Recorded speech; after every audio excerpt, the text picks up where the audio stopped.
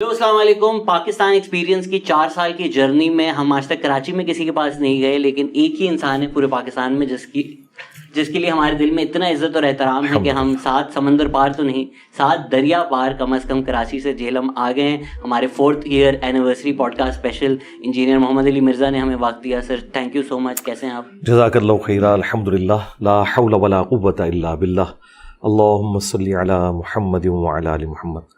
Welcome جی. اللہ کا نام لے کے بے فکری کے ساتھ جو آپ نے پوچھنا ہے پوچھیں. انشاءاللہ آپ کے کیمرے کا لینس اگر اس کا بوجھ اٹھا سکا تو انشاءاللہ تعالی ہم تو بیان کر دیں گے. آتے ہی ہمیں پتہ چل جاتا ہے کیمرے کی آنکھ ہم یہاں پہ دیکھ رہی ہے تو محتاط رہتے ہیں آپ. سر میری کم عقلی ہے جس کی وجہ سے میں یہ سوال پوچھ رہا ہوں. یقیناً کئی چیزیں میں غلط سمجھاؤں گا, بٹ وضاحت اگر مل جائے تو سننے والوں کے بھی جو سوالات ہیں وہ بھی سالو ہو جائیں گے. سر جتنا میں آپ کو سنتا رہتا ہوں سمجھنے کی کوشش کرتا ہوں, آپ کہتے ہیں کہ ایک طرف تو آپ بالکل صحیح کہتے ہیں کہ وہ لوگ جو کہتے ہیں صرف ہمارے لیے قرآن کافی ہے, وہ لوگ بھی غلط کر رہے ہیں. حدیث کو سمجھنا ضروری ہے, لیکن کبھی کبھی مجھے لگتا ہے کہ جو آپ ٹرانسلیشن والی بات کرتے ہیں کہ انٹرپریٹیشن پہ مت جاؤ, رائے پہ مت جاؤ, ٹرانسلیشن پہ جاؤ, پر آپ کو یہ نہیں لگتا کہ ہر ٹرانسلیشن بھی اوپینینیٹڈ ہوتی ہے. ان اوپینینیٹڈ ٹرانسلیشن کچھ نہیں ہوتی. مطلب اگر جورسپروڈنس میں ہم دیکھیں تو اگر لکھا ہوا ہے ایگزائل کرنا, اس کو اکثر لوگ مطلب نکالتے ہیں مار دینا. تو آپ بات بالکل صحیح کرتے ہیں کہ یہ کوئی نہیں کہہ رہا کہ صحیح کام ہو رہا ہے, سزا ہے, لیکن وہ سزا ایگزائل دینا ہے یا پھانسی دینا ہے, اس میں زمین اور آسمان کا فرق ہے. دیکھیں میرے بھائی, جو ہم ٹیکسٹ کو فالو کرنے کی بات کرتے ہیں وہ اس لیے کہ ٹیکسٹ تو بنیاد ہے آپ کے پاس کسی چیز کو پرکھنے کی.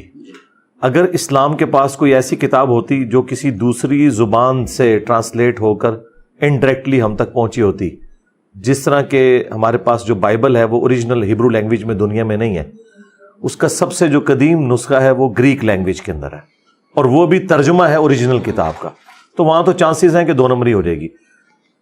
قرآن اس عربی زبان کے اندر ہے جو زندہ زبان ہے.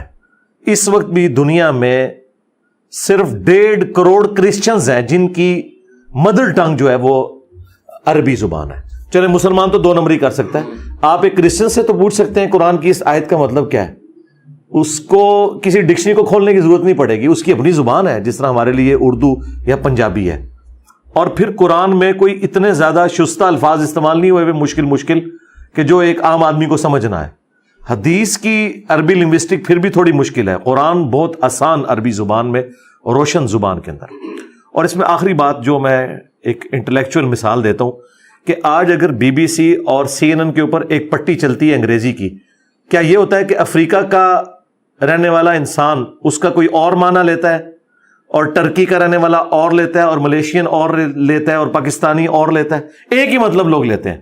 جب قرآن کی باری آتی ہے تو یہ کیوں بات کی جاتی ہے کہ جی ترجمے مختلف ہو گئے؟ بھائی جب ایک زبان دوسری میں ٹرانسلیٹ ہوگی تو الفاظ کے چناؤ میں فرق ہو سکتا ہے, فہم میں نہیں ہو سکتا. Not at all. آج اگر 10 MA انگلش صحابہ کرام بھی آ جائیں جن کی نیٹو لینگویج عربک ہو اور انگلش انہوں نے سیکھی ہو, ہم ان کے سامنے قرآن رکھیں نا اور کہیں کہ انہیں آپ ذرا ٹرانسلیٹ کریں ان صورتوں کو, ساروں کی ٹرانسلیشن ڈیفرنٹ ہوگی لیکن فہم ایک ہوگا. کوئی ترجمہ کرے گا اللہ کے نام سے شروع, کوئی کرے گا شروع کرتا ہوں اللہ کے نام سے, کوئی کرے گا شروع اللہ کے نام سے. تو تینوں جملے بالکل درست ہیں اپنی اپنی جگہ. جب ایک زبان دوسری میں ٹرانسلیٹ ہوتی ہے تو بالمفہوم ہو رہی ہوتی ہے. ورڈ بائی ورڈ کریں گے تو میرے بھائی انگریزی اور عربی یہ اتنی ورسٹائل زبانیں ہیں کہ ان کے بعض اوقات ایک لفظ کو ایکسپلین کرنے کے لیے آپ کو پوری لائن لکھنی پڑتی ہے. اسی لیے میں مولانا مودودی رحمہ اللہ کا ترجمہ ریفر کرتا ہوں کہ انہیں یہ ملکہ حاصل تھا کہ عربی لنگوسٹک کا سوز و گداز کس طرح اردو میں ٹرانسلیٹ کرنا ہے. آپ ان کا ترجمہ پڑھ کے دیکھیں, آپ کو فیل ہوگا واقعی ایک یونیک چیز ہے, اس لیے کہ انہوں نے عربی لنگوسٹک کا اس اعتبار سے خیال رکھا ہے. پھر کچھ چیزیں قرآن کی آیات میں عقائد کے ساتھ جڑی ہوئی ہیں, وہ آپ اگر ایبسولوٹلی کوئی آیت اٹھاتے ہیں تو آج کے ماڈرن گمراہ شدہ مسلمانوں کو سمجھانے کے لیے آپ کو اس کے ترجمے میں بریکٹ بھی ایڈ کرنی پڑتی ہے. مثلا اگر آپ کو مفتی آ کے TV کے اوپر یہ کہہ رہے ہیں کہ جی اللہ کے سوا کسی اور سے مدد مانگنے کے حق میں وہ دلیل دیتے ہوئے کہتا ہے کہ ہم روٹی امی سے مانگتے ہیں, تو کیا یہ شرک ہے؟ ہمارا مذاق اڑاتے ہیں. ہم انہیں کہتے ہیں بھائی روٹی تو ظاہری اسباب میں ہے. وہ کہتے ہیں آپ نے خود کہا کہ اے اللہ تیری عبادت کرتے ہیں, تجھی سے مدد چاہتے ہیں. پھر ہم انہیں کہتے ہیں میرے بھائی یہ جو مدد ہے یہ دعا میں پکارنا ہے. جو آپ مدد کی بات کر رہے ہیں اس کا تو قرآن میں حکم ہے, وَتَعَاوَنُوا عَلَى الْبِرِّ وَالتَّقْوَى وَلَا تَعَاوَنُوا عَلَى الْإِثْمِ وَالْعُدْوَانِ, نیکی اور پرہیزگاری کے کاموں میں ایک دوسرے کی مدد کرو, برائی میں نہ کرو. پھر جب میں ترجمہ کرتا ہوں نا ایاک نعبد و ایاک نستعین کا, تو میں یہ ترجمہ کرتا ہوں اے اللہ ہم تیری ہی عبادت کرتے ہیں اور غائب میں مدد کے لیے یعنی دعا کے لیے تجھی کو پکارتے ہیں. اب یہ اتنا لمبا جملہ, یہ اس کا لفظی ترجمہ نہیں بالمفہوم ہے, کیونکہ گمراہی پھیل چکی ہے. تو یہ کام کرنا پڑتا ہے. ہمیں ان علماء سے کوئی اختلاف نہیں ہے جنہوں نے فہم بیان کیا قرآن کا. ہمیں یہ ہے کہ قرآن کے 180 ڈگری تو آپ رزلٹ نہ نکالیں, اگر اس کی سپورٹ میں نکالیں تو بالکل ٹھیک ہے. تو سر ہم جو مسلمان ہیں, اب میں عربک لنگوسٹک میں ایکسپرٹ نہیں ہوں, پھر بھی مجھے کسی نہ کسی بابے کے ریلائی کرنا ہوگا نا, جو ٹرانسلیٹ کر رہا ہے, مجھے تو عربی نہیں آتی, میں اس کے اینک سے نہیں دیکھ رہا. پھر نہیں تو آپ کسی غیر مسلم بابے کی اینک سے دیکھ لیں, کوئی مسئلہ نہیں. کسی بابے کو تو نہیں تو لے لیں. تو بھائی ہم کب کہہ رہے ہیں کہ آپ نے ایکسپرٹس کو نہیں پوچھنا, ہم ایکسپرٹ سے ہی آپ نے رائے لینی ہے, لیکن ایکسپرٹ سے یہ رائے نہیں لینی کہ آپ کیا کہتے ہیں.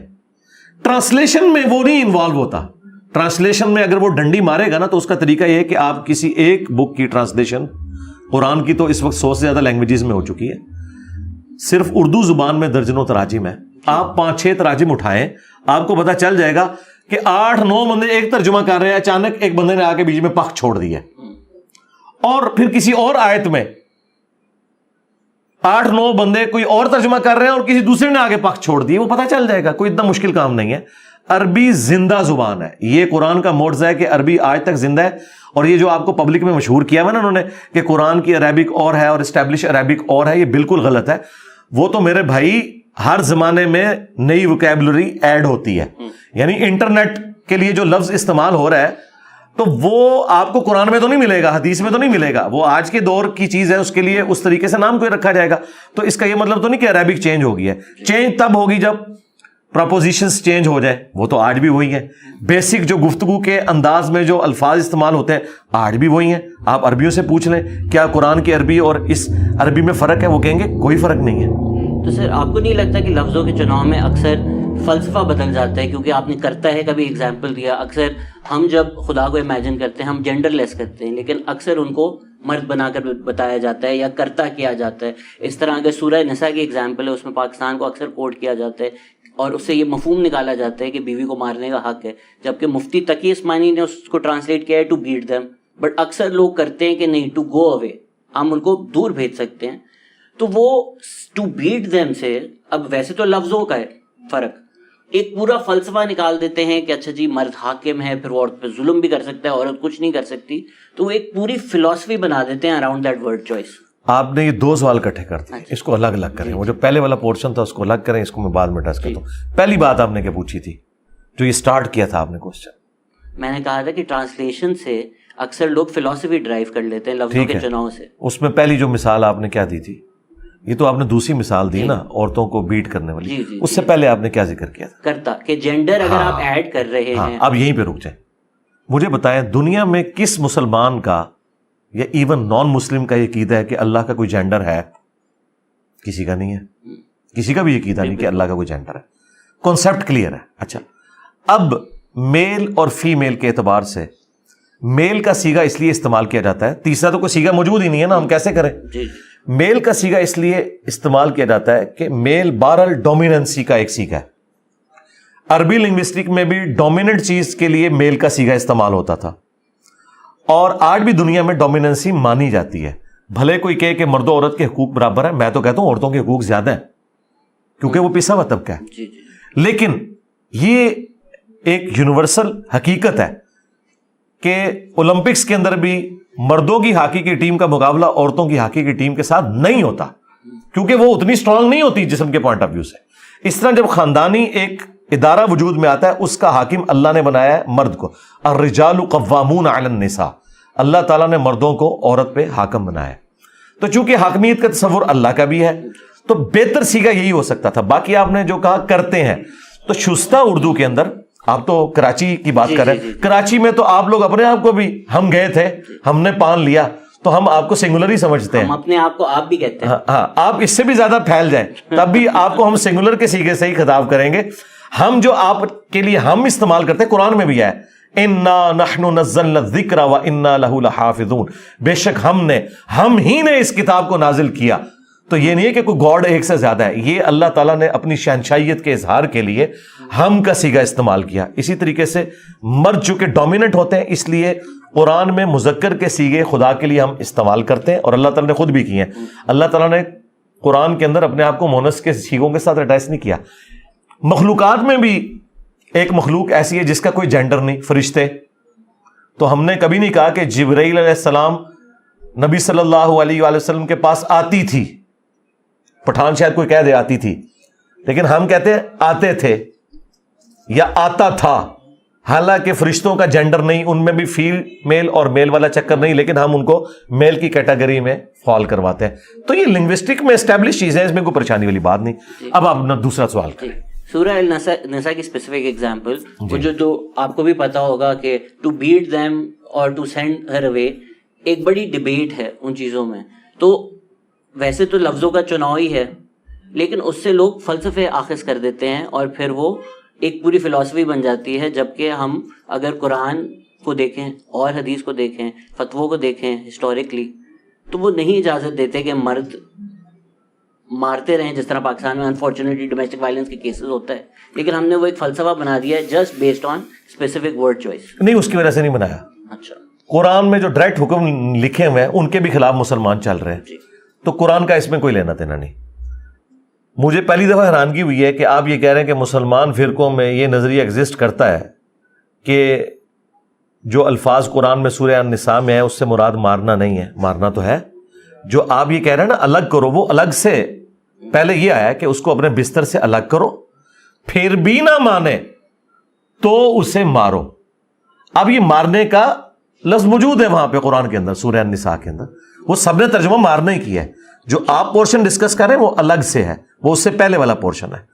اب مارنا کیا ہے؟ مارنے سے مراد یہ والا مارنا نہیں ہے جو آپ یہ کہہ رہے ہیں. میں نے تو اس میں اور بات کی ہے کہ اگر کسی کا خاوند مسچیف کر رہا ہے، وہ بیوی بھی مارے اسے، ایک ہاتھ لگا دے، لیکن ایسا نہیں کہ اس کے دانت توڑ دے، ٹھیک ہے، اس کی ہڈی پسلی ٹوٹ جائے.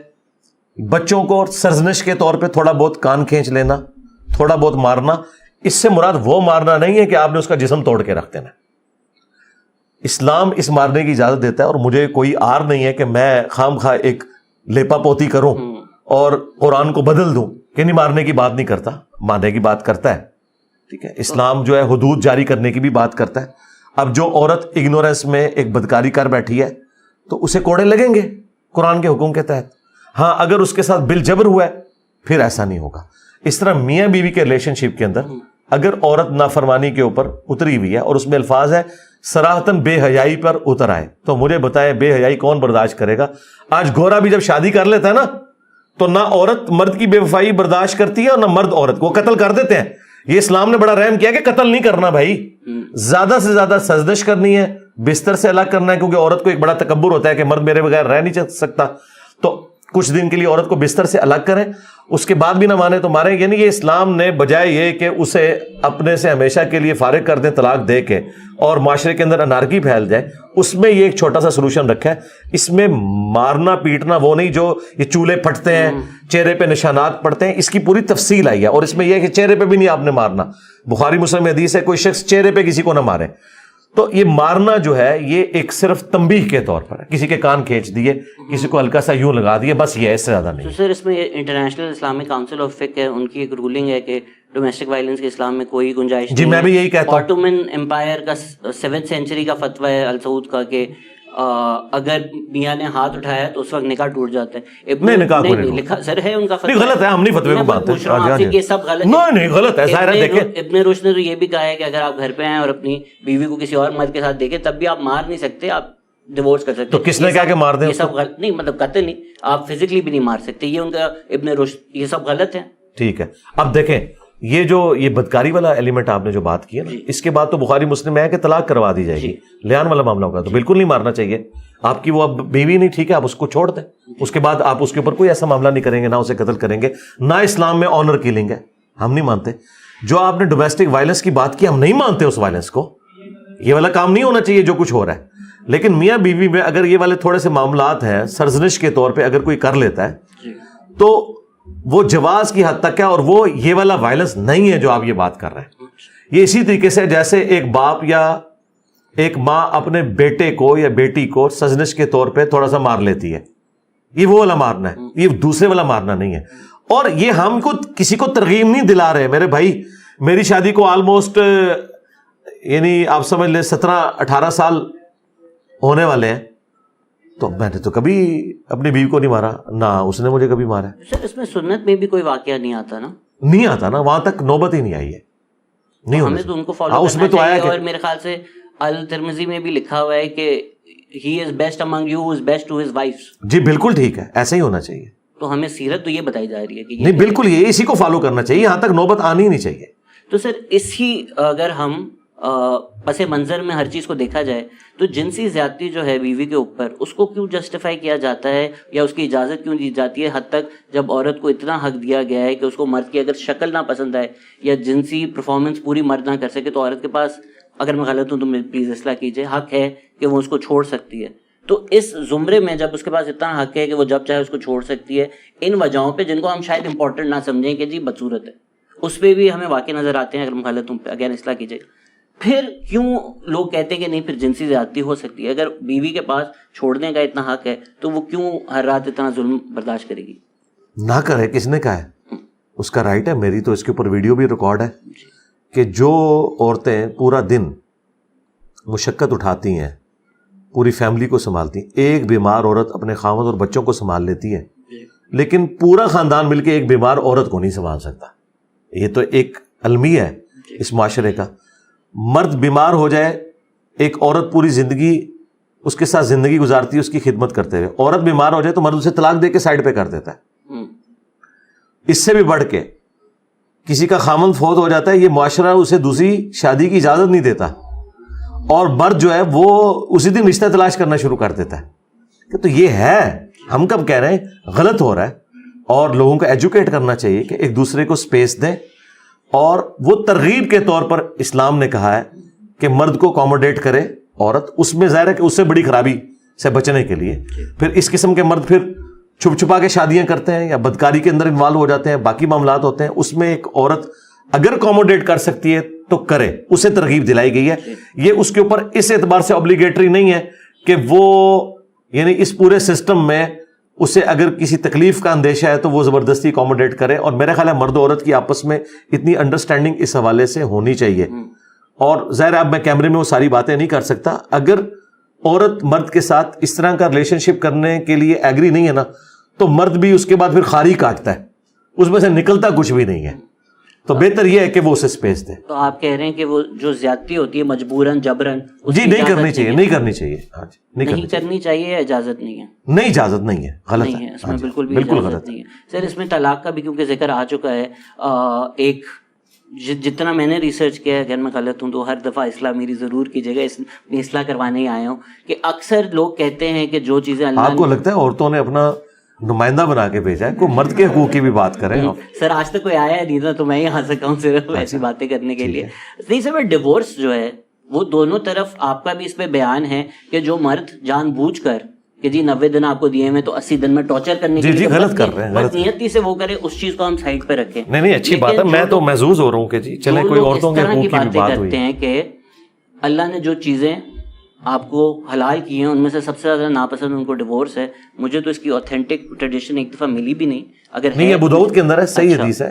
حلال کیوں کی ہے, جس طرح آپ نے ابھی کہا کہ بعض کا جینون کو ایشو ہو سکتا ہے, جس طرح آپ نے کہا کہ وہ نامرد ہے, تو عورت کے ساتھ بھی اس طرح کا معاملہ ہو سکتا ہے نا.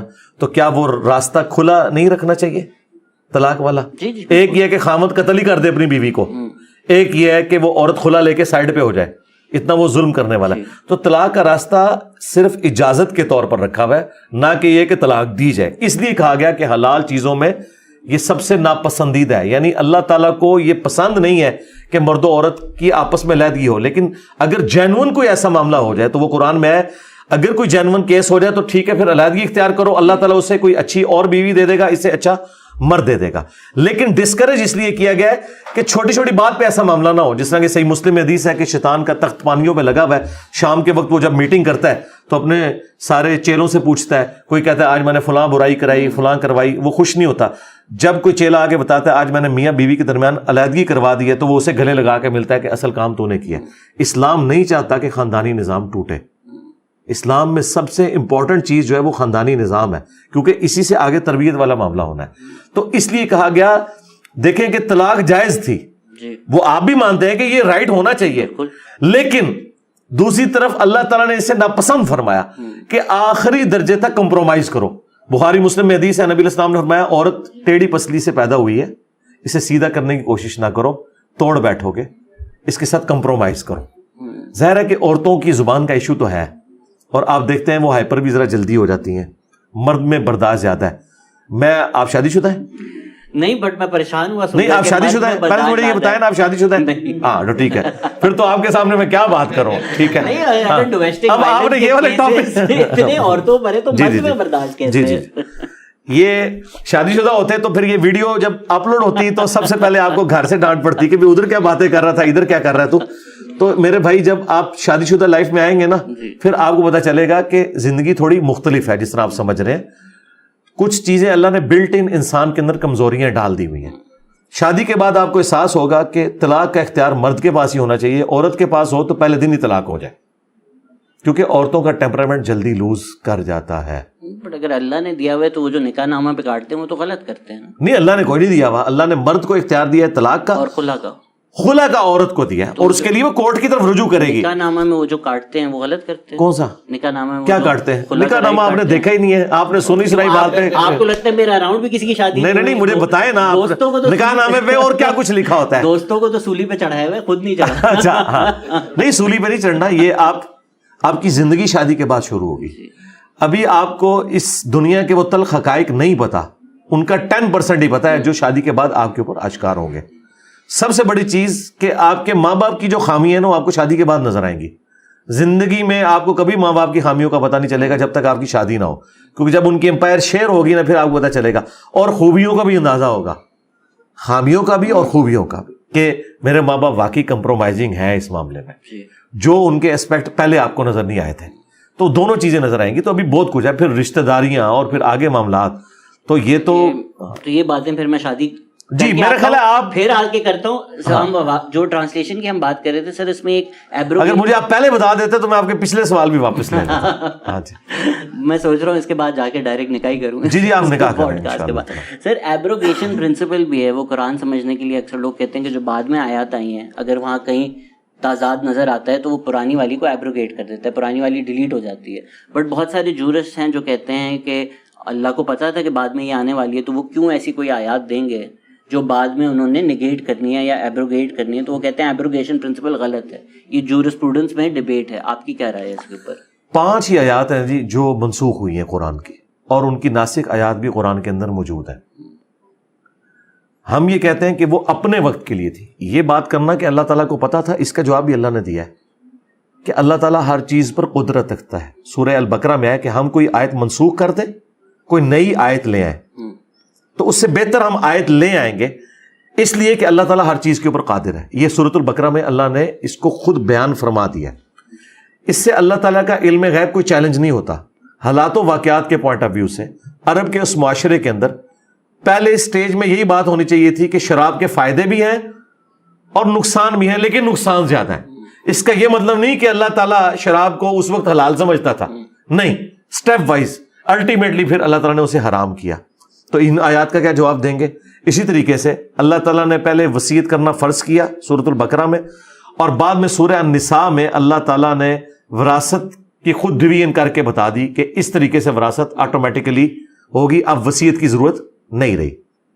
اسی طریقے سے پہلے حکم یہ نازل ہوا تھا سورہ النساء کے اندر کہ اگر کوئی عورت بدکاری کرتی ہے تو اسے اپنے گھر میں ہی رکھو یہاں تک کہ اس کی موت آ جائے, یعنی قید کر کے نہیں, یعنی مراد یہ کہ اسے یہ ایک, یا پھر ساتھ ہی اللہ نے فرمایا یا پھر اللہ تعالیٰ اس کے لیے کوئی حکم نازل کر دے, اور وہ حکم بعد میں پھر سورہ نور میں نازل ہو گیا 100 کوڑوں کی سزا. تو ناسخ و منسوخ قرآن میں ہے, احادیث میں بھی ہے, بخاری مسلم کے اندر موجود ہے. نبی علیہ السلام نے ایک زمانہ تھا آپ آگ میں پکی ہوئی چیز کھانے کے بعد وضو ریپیٹ کرتے تھے. پھر آپ نے فتح مکہ کے موقع پر ایک ہی وضو سے کئی نمازیں پڑھی اور پھر آپ نے اس میں کھانا بھی کھایا, آگ پہ پکی ہوئی چیز کھائی اور اپنے وضو کا اعادہ نہیں کیا, اور صحابہ کے پوچھنے پہ فرمایا کہ اب اس کا ناسخ حکم یہ ہے. یہ ناسخ و منسوخ اس لیے ہے کہ اللہ تعالیٰ, اب یہ بھاری جملہ ہے لیکن چونکہ آپ نے سوال ایک بڑا ہیوی قسم کا کیا تو اس پہ مجھے یہ جواب دینا پڑا ہے. اللہ تعالیٰ اپنے رولز کو خود توڑ کے یہ بتانا چاہتا ہے کہ میں اپنے رولز کا قیدی بھی نہیں ہوں, میں چاہوں تو یہ کر سکتا ہوں کہ میں نے یہ حکم دیا تھا, اب یہ حکم اٹھا لیا تمہارے سے, اب یہ حکم ہے. یہ والا ایک اسپیکٹ بھی تو رکھنا تھا نا, اس کی وجہ سے ناسخ و منسوخ والا معاملہ آیا اور یہ قرآن کے اندر موجود ہے. یہ جو لوگ بحثیں کرتے ہیں نا, اس طرح کی دو ایکسٹریم رویے اس طرح ایگزسٹ نہیں کرتے ہیں. یہ جو لوگ ناسخ و منسوخ کی آڑ لے کر لوگوں کو قرآن سے دور کرتے ہیں, تو دوسرا طبقہ کہتا ہے کہ یہ چونکہ قرآن سے دور کر رہے ہیں لہٰذا ہم کیٹاگوریکل ڈینائی شروع کر دیں, نہیں ایسی کوئی بات نہیں ہے, اور پھر اس کی وہ تعویل بھی بیان کر لیتے ہیں. وہ جو تعویل بیان کر رہے ہیں اینڈ رزلٹ وہی ہے جو وہ کہہ رہے ہیں. جس طرح اللہ تعالیٰ نے فرمایا کہ سورہ الانفال کے اندر کہ ایک مسلمان 10 کافروں کے اوپر بھاری ہے, پھر ساتھ یہ آیا کہ لیکن اب اللہ نے تمہاری کمزوری جانچ لی ہے. تو کیا اللہ کو پہلے نہیں پتا تھا؟ وہ پہلے پتا تھا لیکن اس وقت واقعی ایک 10 پہ بھاری تھا. وہ مکے کے مسلمان تھے. جب مدینے میں لوگ جوگ در جوگ اسلام میں داخل ہوئے تو ریشو پروپورشن پھر گر گیا. اس لیول کے تو نہیں تھے جن کی تربیت نبی الاسلام نے کی ہوئی تھی. تو جب اوور آل تعداد آپ کی زیادہ ہو تو ریشو پروپورشن خود بخود گر جاتا ہے. یہ نیچرل چیز ہے. جب آپ کی آبادی بڑھے گی تو پڑھے لکھے لوگوں کی تعداد جو ہے اس ریشو پروپورشن سے تو نہیں بڑھ رہی. آج جو پی ایچ ڈیز ہیں, جس طریقے سے آپ کی آبادی بڑھ رہی ہے, آپ کہیں جی اتنے % پی ایچ ڈی ہیں, ہو سکتا ہے 10 سال بعد وہ پرسنٹیج گر جائے. حالانکہ پی ایچ ڈی زیادہ ہوں گے کوانٹٹی میں, لیکن ریشو پروپورشن گر جائے گی. پھر اللہ نے فرمایا اب اللہ نے تمہاری کمزوری جانچ لی ہے, اب ایک مسلمان 2 کے اوپر بھاری ہے. ٹھیک ہے, 1-2 کی نسبت آ گئی 1-10 سے. تو اب یہ بھی ناسخ و منسوخ ہے, لیکن اپنے اپنے وقت میں دونوں باتیں درست تھی. تو لہٰذا وہ جو انٹرپریٹیشن کر رہے ہیں وہ بھی جزوی طور پر درست ہے کہ مختلف اوقات کے لیے احکامات تھے. لیکن اس کے بعد اگر کوئی شخص یہ رزلٹ نکالتا ہے کہ آج علماء یہ ڈیفائن کریں گے کہ قرآن و حدیث کو بھی ہم بدل کے کوئی اور نئی چیز بتائیں گے, تو وہ غلط ہوگی. سر اس میں بیسک رولز وہی رہیں گے. اس میں تاکہ آپ کو یقین ہو جائے میں کسی ایجنڈا سے نہیں آیا. اچھا, اس میں میں ایک ایڈ کرتا ہوں. مثلا میں اتنا اس معاملے میں کھلا ذہن رکھتا ہوں. اسلام نے کہا تھا نا کہ زنا کی سزا کے لیے 4 گواہ چاہیے. ٹھیک ہے, اب کئی علماء میری اس بات کے ساتھ ایگری نہیں کریں گے.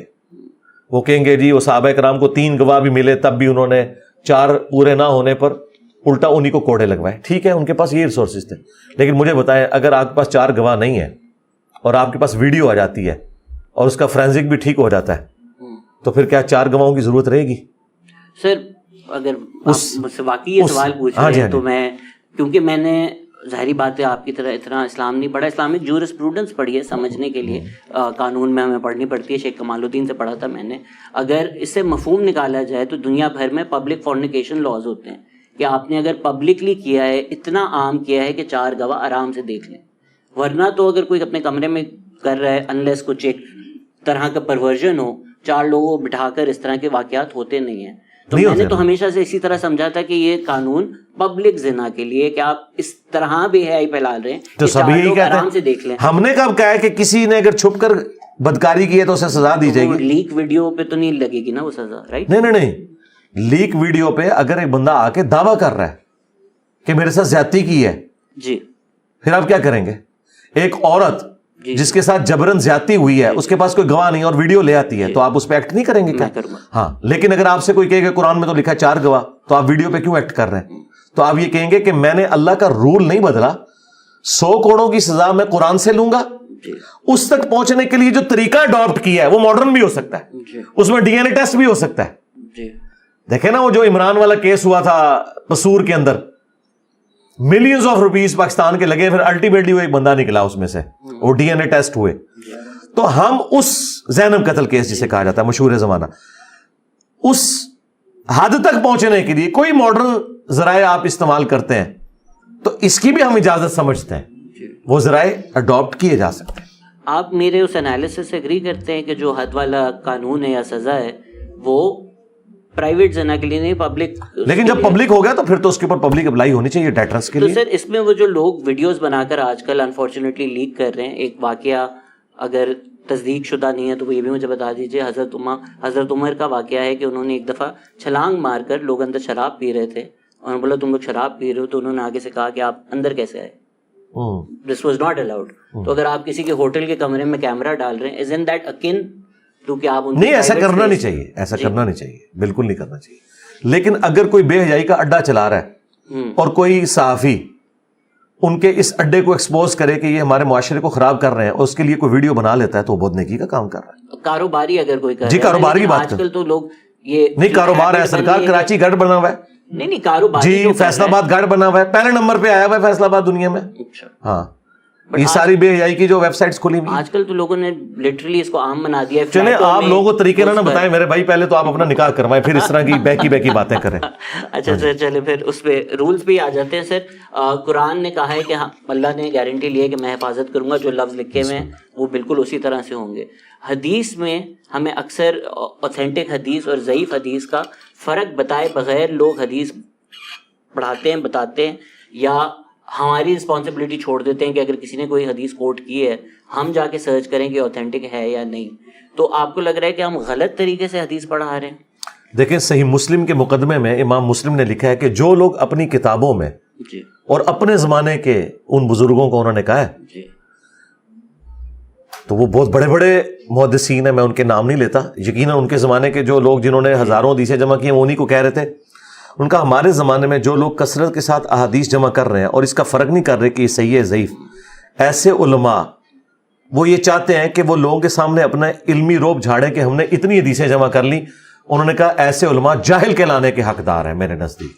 امام مسلم نے اپنے زمانے کے بڑے بڑے محدثین کے بارے میں یہ ورڈکٹ دی کہ یہ جاہل ہیں کیونکہ یہ بیڑا غرق کر رہے ہیں امت کا. تو میں آپ کے ساتھ ایگری کرتا ہوں کہ عالم نے اگر یہ بھی نہیں کرنا کہ وہ چھانٹی کر کے صحت کا خیال رکھ کے چیز بیان نہیں کر رہا, تو بھائی تجھے اس مسجد کے اوپر بٹھایا کیوں ہے؟ تیری یہ رسپانسبلٹی ہے کہ تو بتا کہ کون سی بات درست ہے کون سی بات غلط ہے. قرآن کے ساتھ تو ان کا شغف ہی کوئی نہیں ہے, قرآن تو یہ بیان ہی نہیں کرتے, نہ خود انہوں نے قرآن صحیح طریقے سے پڑھا ہے نہ آگے یہ بیان کرتے ہیں. ان کو زیادہ قصے کہانیاں سنانے کا شوق ہے, قرآن سے بھی کوئی قصے کہانیاں سناتے ہیں اور آدھی بات قرآن سے اٹھاتے ہیں اور آدھی خود بیچ میں ایڈ کر دیتے ہیں. مثلاً عام آدمی سے آپ پوچھیں تو وہ کہے گا جی قرآن میں لکھا ہے کہ حضرت یوسف اور زلیخا کی شادی ہوگی تھی بعد میں. واقعہ ہے, زلیخا کا نام موجود نہیں ہے قرآن کے اندر, اور یہ جو بعد میں آپ نے چیز جوڑ لی یہ بھی نہیں لکھی ہوئی. ٹھیک ہے, تو اس طرح وہ سٹوریز قرآن کے ساتھ فٹ ان کر کے پبلک کو بچپن سے رٹواتے ہیں اور لوگ آ کے کہتے ہیں کہ جی قرآن میں لکھا ہوا ہے, حدیث میں جی قرآن میں لکھا ہوا ہے اصحاب کہف کا کتا بھی جنت میں جائے گا. جی اصحاب کہف کے کتے کا ذکر ہے, اس کا جنت میں جانے کا ذکر کوئی نہیں لکھا ہوا. یہ خود سے لوگوں نے چیزیں جوڑ لی ہوئی ہیں. اس طرح وہ پچھلے دنوں خان صاحب کی بھی ایک ویڈیو آ گئی تھی, انہوں نے ایک بات کر دی اپنی, وہ اس میں خان صاحب سے زیادہ وہ لوگ قصوروار ہیں جن سے خان صاحب نے یہ بات سنی ہوئی ہوگی کہیں بچپن میں. یہاں پہ کوئی بھی قول ذرے بھی لوگ قرآن و حدیث کہہ کے بیان کر دیتے ہیں, تو علماء کی ذمہ داری ہے. ایک ہم ایسے معاشرے میں رہتے ہیں جس میں ظاہری بات ہے ہم سب عاشق رسول ہیں, اگر کوئی چیز کہتا ہے وہ حدیث ہے اور ہم اس پہ یقین کر لیتے ہیں, تو یہ تو بہت ہی ڈینجرس ہے. اس میں اسپیسیفکلی بھی اگر میں آپ سے پوچھنا چاہوں, اگر آپ کھل کے ذرا بتانا چاہیں, منصبتا نبی فقتلو یہ جو ہے یہ ضعیف حدیث ہے؟ جی ضعیف ہے, میں نے اس کے اوپر ویڈیو ریکارڈ کروائی ہوئی ہے. تو انہوں نے تو اس کو ایک نعرہ بنا کے ایک پاپولر نیریٹو بنا دیا. بالکل جعلی روایت ہے, گالی تو میں نے اس کا پھر جواب دیا تھا کہ پھر حدیث ہے جس نے علی کو گالی دی اس نے مجھے گالی دی. تو پھر جن جن لوگوں نے اپنے اپنے زمانے میں حضرت علی کو گالیاں دی ہیں دلوائیں, اپنی ڈاکٹرن میں کیا تم ان کی قبریں اکھاڑو گے یہ کہہ کے, یا چلے قبریں نہیں اکھاڑتے آج ان کو کہو گے کہ وہ واجب القتل تھے اور اسلام سے نکل چکے تھے؟ تو میں نے ان کو جواب دیا تھا یہ روایت جعلی ہے جو آپ بھی بات کر رہے ہیں. تو یہ وجہ ہے جی, میری ویڈیو ریکارڈ ہے میرے بھائی, انگلش سب ٹائٹل کے ساتھ, پوری دنیا دیکھ چکی ہے. اور جنرلی آپ جب کہتے ہیں جو تحریک لبیک پارٹی ہے یہ ختم نبوت کے لیے نہیں, یہ پالیٹکس کے لیے کرتی ہے, یہ جنرل نہیں, میں نے یہ کہا تھا کہ جو تحریک لبیک ہے یہ اینٹی قادیانی تحریک ہے. جی جی جی, ختم نبوت تحریک تب ہوگی جب یہ چشتی رسول اللہ اور اشری تھانوی رسول اللہ پہ بھی بولے گی. ٹھیک ہے, اور وہ یہ نہیں بولتے, نجی محفلوں میں مانتے ہیں کہ ایسا ہی ہے, انجینئر صاحب صحیح کہہ رہے ہیں, مانتے ہیں اپنے لوگوں کے سامنے, لیکن وہ کہتے ہیں اگر ہم نے یہ بات کی نا تو ہمارے علماء خود ہمارے خلاف ہو جائیں گے. تو میں نے کہا تھا کہ ختم نبوت کی ایک جز پہ آپ کام کر رہے ہو اور وہ بھی اپنے طریقے سے کر رہے ہو. میرے نزدیک قادیانیوں کو بھی جینے کا حق ہے, لیکن آپ ان کے سامنے اسلام کی ٹرو پکچر پیش کریں تاکہ ان کی نسلیں اسلام میں آ جائیں, بجائے یہ کہ ان سے جینے کا حق آپ چھینیں کہ آپ ان کو نوکریاں نہیں دیں گے. کیوں وہ پاکستان کے شہری نہیں ہیں, ان کو نوکری نہیں ملنی چاہیے؟ ہاں ٹھیک ہے, آپ یہ کہہ سکتے ہیں کہ سینسٹیو ایریا جہاں پہ ہمیں خطرہ ہے کہ وہ کوئی ایسا معاملہ کر سکتے ہیں. اچھا, ہندو نوکری کر سکتے ہیں, کرسچن نوکری کر سکتے ہیں, قادیانی کیوں نہیں نوکری کر سکتے؟ ہے نا یہ مسئلہ. ہاں سینسٹیو ایریا میں آپ بات کر سکتے ہیں کہ یہاں ہم ان کو نہیں رکھیں گے. باقی تو یہ جتنی فیکٹریاں جو ان کی ہیں, میں نام نہیں لیتا, وہ پھر بائیکاٹ والا معاملہ ہو جائے گا, تو وہ آپ ان کی ساری چیزیں تو استعمال کر رہے ہیں. ان کی پلیسز آف ورشپ توڑنا جائز ہے؟ نہیں توڑنی چاہیے. تو توڑتا بھی کوئی نہیں ہے. توڑتے تو ہیں. او نہیں, وہ یہ کہتے ہیں مینار نہ بنائیں, اس پہ مسجد نہ لکھیں. ٹھیک ہے, ہاں یہ والا اختلاف ہے. لیکن اس کی آڑ میں بعض لوگ, یہ جہلم کے اندر بھی قادیانیوں کی عبادت گاہیں موجود ہیں, کوئی نہیں توڑتا. وہ تھا کہ اس میں مسجد نہ لکھا جائے, چونکہ ہم انہیں مسلمان نہیں سمجھتے تو وہ بیت احمدیہ لکھتے ہیں. میں میرے میں ہو تو میں تو یہ بھی نہ لکھنے دوں, میں تو احمد لفظ کو ریگارڈ کرتا ہوں نبی الاسلام کے حوالے سے. بیت الحمد لکھتے ہیں. سر اس میں وہ اس وقت آپ سیکنڈ پوائنٹ دے رہے تھے تو میرا وہ سوال رہ گیا تھا. آپ ہی کی ایک ویڈیو میں آپ نے کہا تھا کہ وہ جو لانڈیوں کا معاملہ ہے وہ پرانا ہو گیا.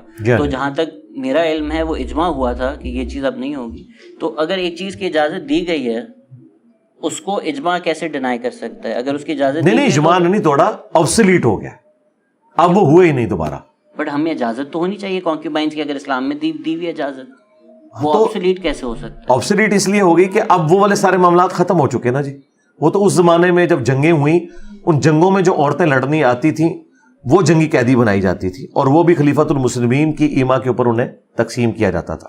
میں آج بھی بات کروں گا, آج بھی اگر میدان جنگ میں عورت لڑنے کے لیے آئے اور وہ مسلمانوں کے خلاف لڑے تو دو آپشن ہے, ایک تو ہے اسے قتل کر دیا جائے, ظاہر ہے وہ قتل. دوسرا آپشن یہ ہے کہ مرد قتل ہو اور عورتوں اور بچوں کو زندہ رکھا جائے اور ان کو لونڈیوں یا غلاموں کی شکل میں اپنی پرورش میں لیا جائے, اور اس حق کے ساتھ کہ جو خود کھاتے ہو ان کو کھلاؤ گے, جو خود پیتے ہو وہ ان کو پلاؤ گے, اور ان کا مذہب بھی آپ جبرن تک جو ہے تبدیل نہیں کروا سکتے. تو دونوں میں سے کون سا آپشن درست تھا؟ اگلے لوگ تو جو ظلم کیا کرتے تھے, یہ ایک آپشن رکھا گیا. چونکہ اب وہ سارے کا سارا وہ سسٹم یا بدل چکا ہے, آبسلیٹ ہو گیا. اچھا سر, ٹی ایل پی والا ڈسکشن ہو ہی رہا ہے تو ایک اور خطرناک جی کریں کر ہی لیتا ہوں. آپ نے کھل کر کہا ہے, آپ جب کہتے ہیں کہ 295C لا کا مسئلہ نہیں ہے, امپلیمنٹیشن کا مسئلہ ہے, آپ جس نظریے سے کہتے ہیں وہ نظریہ باقی سب سے الگ ہے.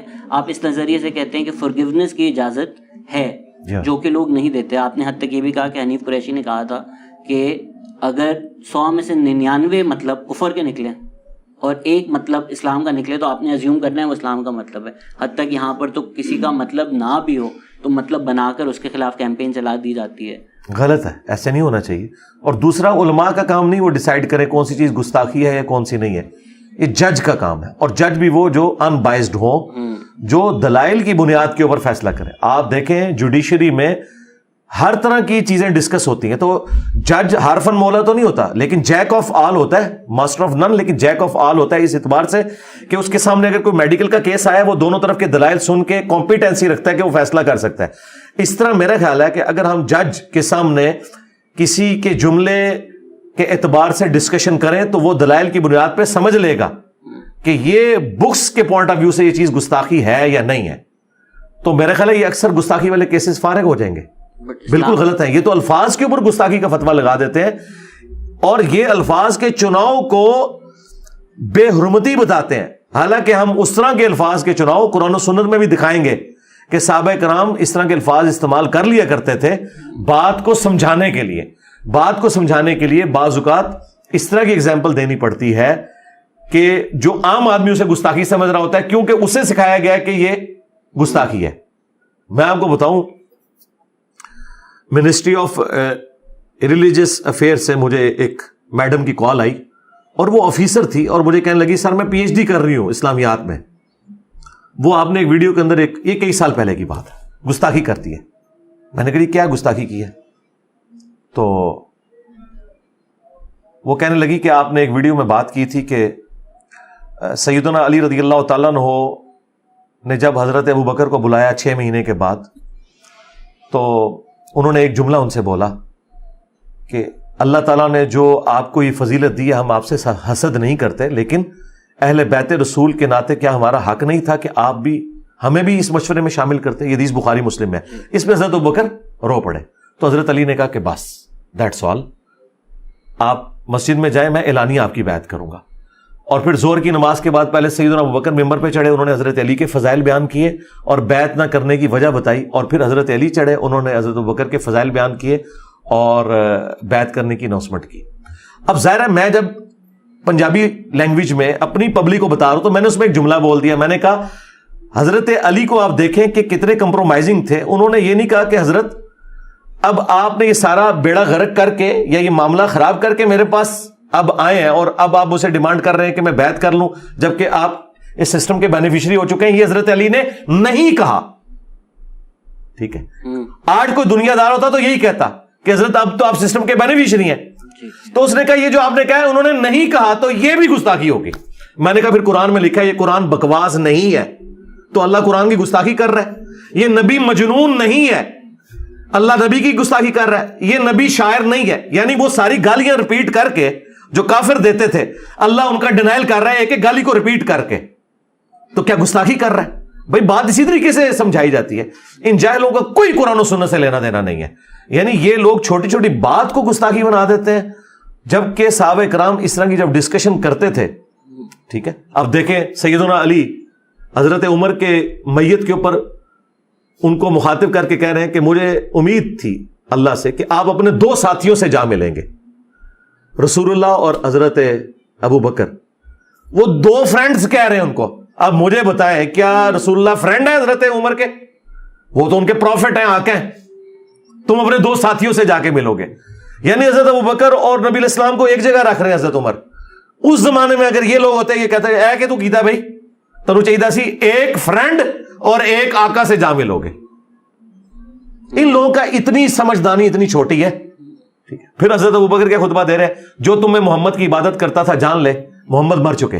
حالانکہ کوئی بھی عبادت نہیں کرتا تھا. فرضی جملہ صحیح بخاری میں کم از کم 4 جگہ یہ الفاظ ہے, من کان یعبد محمدا فان محمدا قد مات. حضور کی میت پہ یہ کہا جا رہا ہے بجائے یہ کہ کوئی محفل صلاۃ والسلام ہوتی. وہ کہہ رہے ہیں کہ جو محمد کی عبادت کرتا تھا جان لے محمد مر چکے, جو اللہ کی عبادت کرتا تھا اللہ نہیں مرا. لوگوں کو کہنا چاہیے تھا کہ حضرت ابھی ہمارا زخم بھی ہرا ہے, آپ بجائے حضور کے فضائل بیان کرنے کے آپ الٹا اور پکا کر رہے ہیں کہ نبی مر گئے. اور طاہر القادری صاحب کی ویڈیو ریکارڈ ہے, نبی کو مردہ کہنے والوں تم مر جاؤ. تو وہ حضرت ابوبکر کو کہہ رہا تھا ابوبکر تو مر جا. تو وہ جی قرآن میں لکھا ہے شہید کو مردہ نہ کہو. او یہ نہیں لکھا ہوا جو آپ سمجھ رہے ہو. اللہ تعالیٰ نے کہا ہے کہ شہید کو مردہ گمان نہیں کرنا, وہ اللہ کے حضور زندہ ہے. اللہ یہ نہیں کہنا چاہ رہا تھا کہ آپ شہید کی بیوہ دوسری شادی نہیں کر سکتی کیونکہ شہید زندہ ہے. ٹھیک ہے, تو جب حضرت ابوبکر یہ کہہ رہے تھے کہ نبی مر چکے, جو محمد کی عبادت کرتا تھا جان لے کہ محمد مر گئے, یہ نہیں کہا کہ وصال فرما گئے. تو وہ یہ بتانا چاہ رہے تھے کہ یہ عقیدہ نہیں رکھنا کہ جیسس کرائسٹ کی طرح تم محمد رسول اللہ کو بھی خدا مان لو, کیونکہ خدا کو موت نہیں آتی اور غیر خدا کو موت آ جاتی ہے. سر آپ کے پہلے سوال سے ایک سوال تھا, بٹ اس کی صرف قانون کا میں اسپیسیفک ہونے کے, آپ نے کہا جج ڈیسائیڈ کر سکتا ہے بلاسفیمی ہے, but as per Islamic law اگر ڈیسائیڈ بھی ہو جائے کہ اس نے بلاسفیمی کی ہے اس کے بعد وہ معافی مانگ لے تو معافی ہے؟ جی معافی ہے, کیوں نہیں. قرآن میں لکھا ہے سورۃ الفرقان آیت نمبر 70, اگر کوئی شرک سے بھی توبہ کر لے اس کی توبہ قبول ہے. فساد فی الارض کرنے والی کی سزا ہو سکتی ہے. توبہ کا دروازہ تو ہر وقت کھلا ہوا ہے, اور یہ کرتے ہیں. میں آپ کے کیمرے میں یہ بات کروں گا, عمران خان صاحب نے جب ان کی نظر میں گستاخی کر دی نبی علیہ السلام کی, انہوں نے کہا کہ کافروں نے نبی کو ذلیل کیا, یہ لفظ استعمال کیا تھا نا. کسی مولوی نے کہا کہ عمران خان واجب القتل ہے, سب نے کہا اے عمران خان صاحب توبہ کرو. کیوں بھائی, وڈا بندہ کرے تو توبہ کرو, نکاح کرے تو وڑ دو. ان کا دین ایمان یہ ہے کہ اگر آرمی چیف یا وقت کا پرائم منسٹر جس کے پیچھے آرمی کھڑی ہے وہ گستاخی کرے تو اس کو یہ قتل کا نہیں کہتے, اے جی ایک رجوع ریکارڈ کران جی توبہ کرن. اور اگر عام آدمی کرے تو کہتے توبہ ہی قبول نہیں ہے. یہ 2 نمبر لوگ ہیں. ہاں یہ بالکل بےایمانی کر رہے, بڑوں سے ہی ڈرتے ہیں, ان سے توبہ ڈیمانڈ کرتے ہیں, چھوٹوں کو کاٹ دیتے ہیں. سنس اس پوڈ کاسٹ کے بعد میں نے زندہ رہنا ہی نہیں ہے تو میں پورے سوال کھل کے ہی کریں. تو حنفی لا میں نان مسلم پہ تو بلاسفیمی اپلائی نہیں ہوتی, رائٹ؟ جی. تو ہم تو کرتے تو مسلمانوں میں بھی وہ کہتے ہیں کہ گستاخی رسول کی یہ والی سزا نہیں ہوگی. امام حنیفہ کے نزدیک تو یہ والی سزا نہیں ہے. اور مفتی تقی عثمانی صاحب کی آڈیو لیک ہو گئی تھی نا, تو بعد میں وہ اس کی صفائیاں دیتے پھرے تھے. ایون حنیف قریشی کی بعد میں تو کلیریفیکیشن. حنیف قریشی صاحب تو پھر بالکل ہی وہ تو اور طرف, وہ سزا کے منکر نہیں ہے. انہوں نے اس حوالے سے بات کی تھی, ممتاز قادری کے حوالے سے اپنا موقف جو ہے وہ ان کا تھا. میرا کوئی اس معاملے میں لینا دینا نہیں ہے. تو میرے بھائی آپ اس میں سے نکالنا کیا چاہتے ہیں؟ یہ کوشچن مجھ سے شہباز شریف کو کرنے چاہیے, یہ کوشچن مجھ سے چیف جسٹس کو، آرمی چیف کو کرنے چاہیے جن کے ہاتھ میں سلطہ ہے. آپ ایک علمی ڈسکشن، علمی شاوت اپنی پوری کر رہے ہیں، ہم اس میں سے کچھ نکال نہیں سکتے. یہ بڑوں کے فیصلے، ہم ورڈکٹ دے رہے ہیں، ان کو بھی پتا ہے کہ 295C کے اندر یہ شیک ہونی چاہیے تھی کہ اگر کوئی توبہ کر لے. یہ انہوں نے انٹینڈڈ چھوڑا ہوا ہے. اور ویسے سپریم کورٹ کا میں آپ کو بتاؤں ایک فیصلہ آ چکا ہے کہ اگر کوئی شخص کیٹاگوریکل ڈینائی کر دے اپنی گستاخی کا، اور اس نے کہا کہ میرا کہنے کا مطلب یہ نہیں تھا، تو اس کی بات مانی جائے گی. اور یہی ہے اسلام کی فقہ میں بھی. مجھے بتائیں کوئی مسلمان کیسے گستاخی کا سوچ سکتا ہے؟ الفاظ کے چناؤ میں فرق ہو سکتا ہے نا. تو آپ کی نظر میں وہ گستاخی ہے نا، اس کی نظر میں تو نہیں ہے. اگر وہ ریشو پروپورشن کے ساتھ چیزیں لا کے قرآن و سنت سے ثابت کر دے کہ قرآن و سنت میں اس طریقے سے گفتگو ہوئی ہے. آپ دیکھیں قرآن میں اللہ تعالیٰ نے منافقین کے بارے میں نقل کیا، وہ کہتے ہیں کہ جب ہم عزت والے مدینے میں داخل ہوں گے تو وہاں سے ذلیلوں کو نکالیں گے. نبی علیہ السلام صحابہ کرام کو ذلیل کہا عبداللہ ابن ابی نے، اور اللہ نے ان کے الفاظ نقل کیے. پھر اللہ نے کہا کہ عزت اللہ، اس کے رسول اور اہل ایمان کے لیے. لیکن اس کا جو گستاخانہ جملہ ہے وہ کافروں کے ریفرنس سے تو اللہ تعالیٰ نے نقل کیا ہے. تو اب اس طرح کی جو نقل کفر نہ باشد ہوتا ہے. جب کوئی شخص خود سے توہین کی نیت سے پروفٹ کے لیے کوئی توہین کے الفاظ استعمال کرے، جبکہ واقعی وہ توہین کے الفاظ ہوں. یہاں تو اگر آپ یہ کہہ دینا نبی بشر تھے، انسان تھے ہماری طرح کے، تو یہ کہتے ہیں آپ کافر ہو گئے. اس سے یہ بھی نہیں پوچھیں گے کہ تمہارا مطلب کیا ہے، تو وہ بتائے گا کہ میں اسپیشی کی بات کر رہا ہوں. چونکہ قرآن میں لکھا ہے کہ اگر زمین میں فرشتے آباد ہوتے تو ہم فرشتوں میں پیغمبر بناتے. انسان ہے. اے نبی، ہم نے آپ سے پہلے کوئی ایسا پیغمبر نہیں بھیجا جو کھانا نہ کھاتا ہو، بازاروں میں نہ چلتا ہو، اور نہ ان کے جسم ایسے بنائے تھے کہ وہ ہمیشہ دنیا میں رہتے. اللہ نے کہا سارے پیغمبروں کو موت آئی ہے. اب اسپیشی کے طور پر تو پروفٹ ہماری طرح ہوتے ہیں نا، مرتبے کی تو بات ہی نہیں ہو رہی. تو انہوں نے کتنا تختہ مشق بنا کے رکھا اہل حدیث کو، وہابی کہہ کے گالی دی اور کیا کچھ کیا. جی وہابی کہتے ہیں جی وہ نبی ہماری طرح کے انسان ہے. اور ظالموں تم لوگوں نے تو 3 اور 4 صدی ہجری کے بابوں کو اپنا نبی مانا ہوا ہے، بغیر نبی کیے ہوئے اماموں کو. اہل حدیث تو رسول اللہ کے بعد کسی کی بات کو حجت نہیں مانتے. ان کو تم عشق رسول سکھاؤ گے. سب سے بڑے گستاخ ہو جنہوں نے اماموں کو اپنا باپ بنا لیا اور محمد رسول اللہ کی امامت چھوڑ دی. انہوں نے اپنے آپ کو حنفی، شافعی، مالکی، حنبلی کہتے ہیں، محمدی نہیں کہتے. اور اہل حدیث وہ ہیں جو قرآن و سنت کے اوپر اتنے اسٹرکٹ ہیں کہ وہ اپنے آپ کو کہتے ہیں ہم نبی علیہ السلام کے بعد کسی کو اتھارٹی نہیں مانتے. انہوں نے کہا کہ وہ نبی کو اپنی طرح مانتے ہیں. اللہ کے بندوں، وہ تو تمہارے بابوں کو کوئی شے نہیں سمجھتے ہیں نبی کے مقابلے پہ، تو اپنے آپ کو کہاں لے آئیں گے نبی کے مقابلے پہ؟ یہ انہوں نے انجیکٹ کیا زہر. وہ یہ کہہ رہے تھے کہ نبی انسان ہونے میں ہماری طرح ہے، ان کو خدا نہ بناؤ. یہ تو حضرت ابوبکر بھی کہہ رہے ہیں. سر آپ نے بھی کیلس کی ڈس ایگریمنٹ کی بات کی تھی. ہم مسلم ورلڈ میں دیکھیں تو انفارچونیٹلی آمریت بہت زیادہ ہمیں نظر آتی ہے، اور ایک خیال لوگوں نے عام کر دیا ہے کہ ڈیموکریسی کی جگہ اسلام میں نہیں ہے. آپ جب مثالیں دیتے ہیں، آپ ہی سے سیکھ کر میں چاہوں گا کہ آپ لوگوں کو یہ سمجھائیں، کیا یہ واقعی اس طرح کے واقعے ہیں جو آپ نے بتائے ہیں؟ لیکن میں چاہتا ہوں کہ جب ایون پروفٹ صلی اللہ علیہ وسلم سے ڈس ایگریمنٹ ہوتا تھا وہ میجورٹی ڈیسیجن پہ جاتے تھے. اب ہم تو کہیں وہ پروفٹ ہیں، ان کو وحی آ رہی ہے، وہ اللہ کے نبی ہیں، وہ جب میجورٹی کے ساتھ جا رہے ہیں تو ہم یہ کیسے تصور کر سکتے ہیں کہ اسلام میں ڈیموکریسی نہیں ہے؟ جی ڈیموکریسی ہے، کون کہتا نہیں ہے؟ قرآن میں بھی ہے، وَأَمْرُهُمْ شُورَىٰ بَيْنَهُمْ. ہم تو کہتے ہیں ہمیں ویسٹرن ڈیموکریسی سے یہ اختلاف ہے کہ حلال اور حرام کا فیصلہ ڈیموکریسی نہیں کرے گی، وہ اللہ کرے گا. اور یہ جو آپ نے ڈس ایگریمنٹ کی بات کی ہے وہ ان معاملات میں ہوتا تھا جس میں نبی علیہ السلام مشورہ کرتے تھے. جہاں پہ اللہ کی وحی آ جاتی تھی نا، وہاں پہ نبی علیہ السلام بھی اپنے مشورے سے دستبردار ہو جاتے تھے. یہ میں بڑی بھاری مثال دے رہا ہوں، صحابہ کو تو چھوڑ دیں. نبی علیہ السلام نے غزوہ بدر کے قیدیوں کے بارے میں فیصلہ کیا. قرآن میں ہے کہ اگر وہ آیت نازل نہ ہوئی ہوتی تمہیں عذاب دیا جاتا، یہ تم نے کیوں ڈیسیژن کیا ہے؟ ٹھیک ہے، تو نبی علیہ السلام اپنے فیصلوں کے معاملے میں بھی اسے ریوزٹ کرتے تھے صحابہ کا جب وہی. لیکن جہاں وہی نہیں ہوتی تھی وہاں آپ میجورٹی کی رائے کو آپ پریفر کرتے تھے. اور یہ جو لوگ کہتے ہیں نا وہ نبی علیہ السلام کے قریب چند لوگ تھے جن سے آپ مشورہ کرتے تھے، بھائی وہ چند لوگ نہیں تھے، وہ اپنے اپنے قبیلوں کے ریپریزنٹیٹیو تھے. جس طرح ہم ایک MNA بنا کے جب پارلیمنٹ میں بھیجتے ہیں تو پورے جیلم کا نمائندہ ہوتا ہے، پورے لاہور کا نمائندہ ہوتا ہے. آپ یہ نہیں کہہ سکتے میں اس کے ساتھ ایگری نہیں کرتا. تو وہاں قبیلوں کے جو بڑے ہوتے تھے وہ پورے قبیلے کے ہوتے تھے، وہ ساروں کی ہی رائے شمار کی جاتی تھی. ظاہر ہے وہ اس وقت قبیلے کا سردار اس طرح سفارش سے اور پیسے سے نہیں بنتا تھا، واقعی وہ ڈیزرو کرتا تھا. تو اسلام میں ڈیموکریسی ہے. جس ڈیموکریسی کو ہم شرک اور کفر کہتے ہیں وہ ہے جس میں حلال اور حرام کا فیصلہ. یعنی اگر آپ یہ کہتے ہیں کہ کثرت رائے یہ ہے کہ مرد کی مرد سے شادی ہو، اسلام کہتا ہے کہ یہ نہیں ہوگا. ہاں جس سے میں نے مثال دی تھی کہ افطار کے اندر آپ نے جامع شیری دینا ہے، روح افزا دینا ہے، یا کھجور سے یا سادہ پانی سے، اس میں ڈیموکریسی ہوگی. لیکن شراب سے سرو کروایا جائے یا پانی سے، اس میں ڈیموکریسی نہیں ہوگی. شراب کی کوئی گنجائش ہی نہیں ہوگی کیونکہ اسے اللہ نے حرام کر دیا. سر آپ نے کیونکہ یہ ایگزامپل دی, آپ اکثر تلخ طریقے سے بتاتے ہیں کہ جو بابا ہیں اور ان کی کچھ واقعے آپ بتاتے ہیں جو انہوں نے خود کتابوں میں لکھے ہوئے ہیں شلواروں کے بارے میں, کیا آپ واقعی انسینویشن وہی ہے جو میں سمجھ رہا ہوں کہ یہ آپس میں تعلقات تھے ان لوگوں کے, بابوں کے؟ کون سے تعلقات؟ آپ نے بتایا کہ وہ لکھے ہوئے ہیں کہ شلوار گیلی ہو گئی تھی, تو اگر اتنا لکھا ہوا ہے تو آگے اور کیا کیا ہوا؟ نہیں یہ میں نے نہیں کہا, یہ آپ میں تو خود حیران ہوں یار, نہیں یہ لفظ نہیں میں نے استعمال کیے تھے, میں نے یہ استعمال کیا وہ پیر شلوار شاہ ایک اور معاملہ تھا. آپ نے کہا اتنا تو لکھا ہے تو سوچو آگے کیا ہوا. ہاں میں نے سوچ لیا نہیں یہ بات اور ہے, یہ بات غلط مفہوم, ہاں نہیں اس طرح نہیں ہوا تھا. میں نے دیکھیں آپ ایک نقطے سے محرم کو مجرم بنا دیں گے, ٹھیک ہے نا, جو لکھا ہوا ہے وہ یہ ہے کہ یہ جو لاہور کے اندر دربار ہے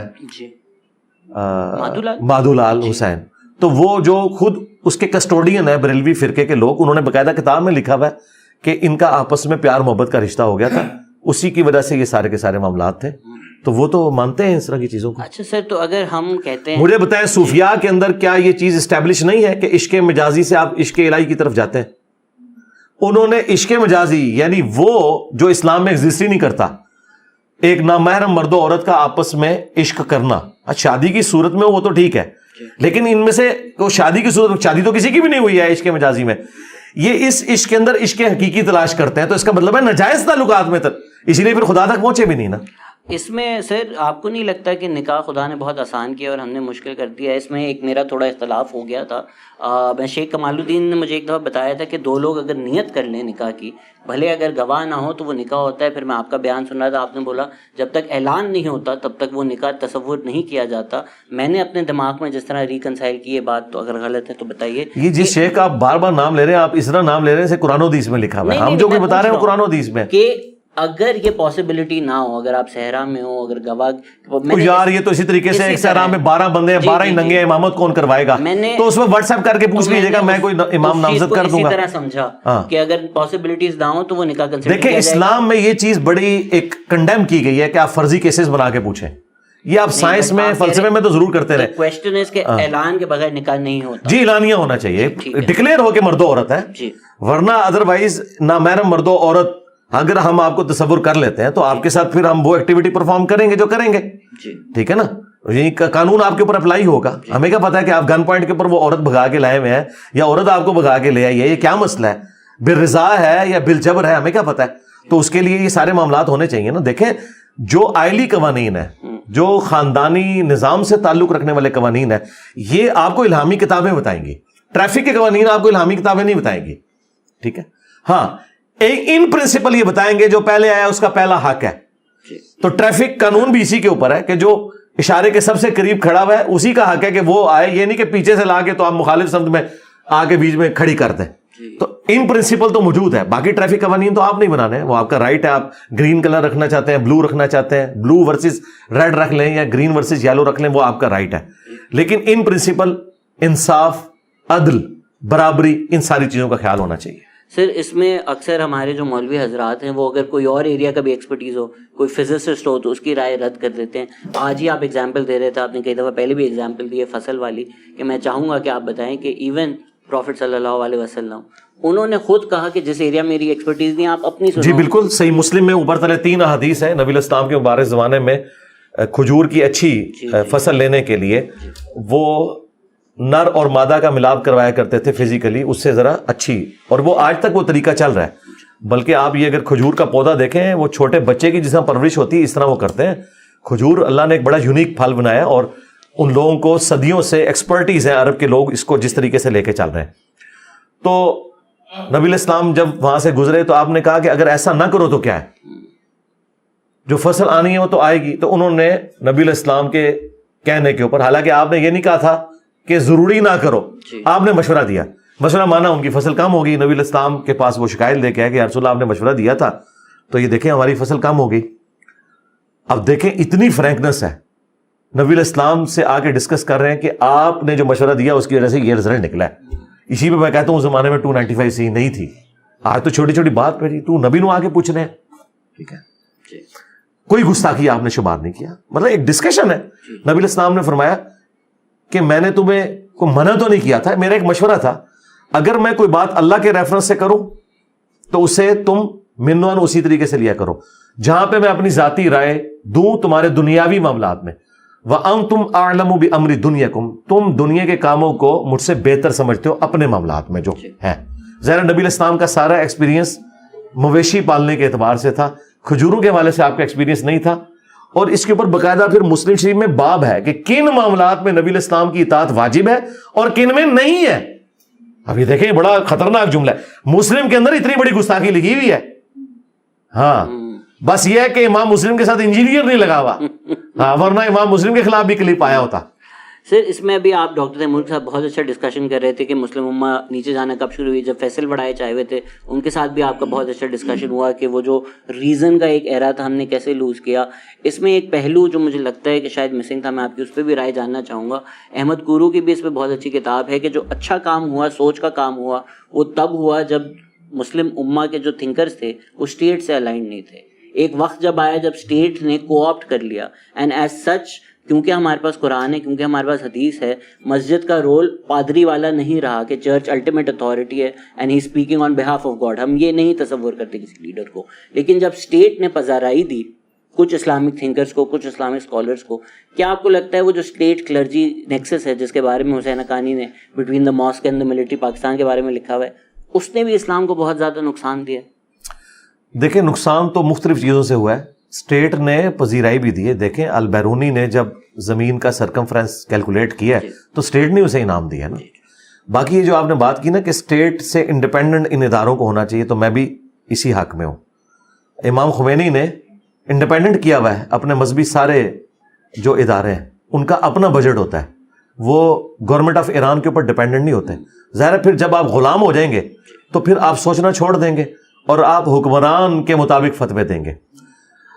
سلطنت عباسیہ کے دور کے اندر حکمران اپنے فتوے دیتے تھے, لیکن پھر ان کی تکلیف بھی انہیں کاٹنی پڑتی تھی. امام حنیفہ رحمۃ اللہ علیہ کو زہر کا پیالہ زبردستی پلایا گیا اس وجہ سے کہ انہوں نے حاکم وقت سے اختلاف کیا تھا.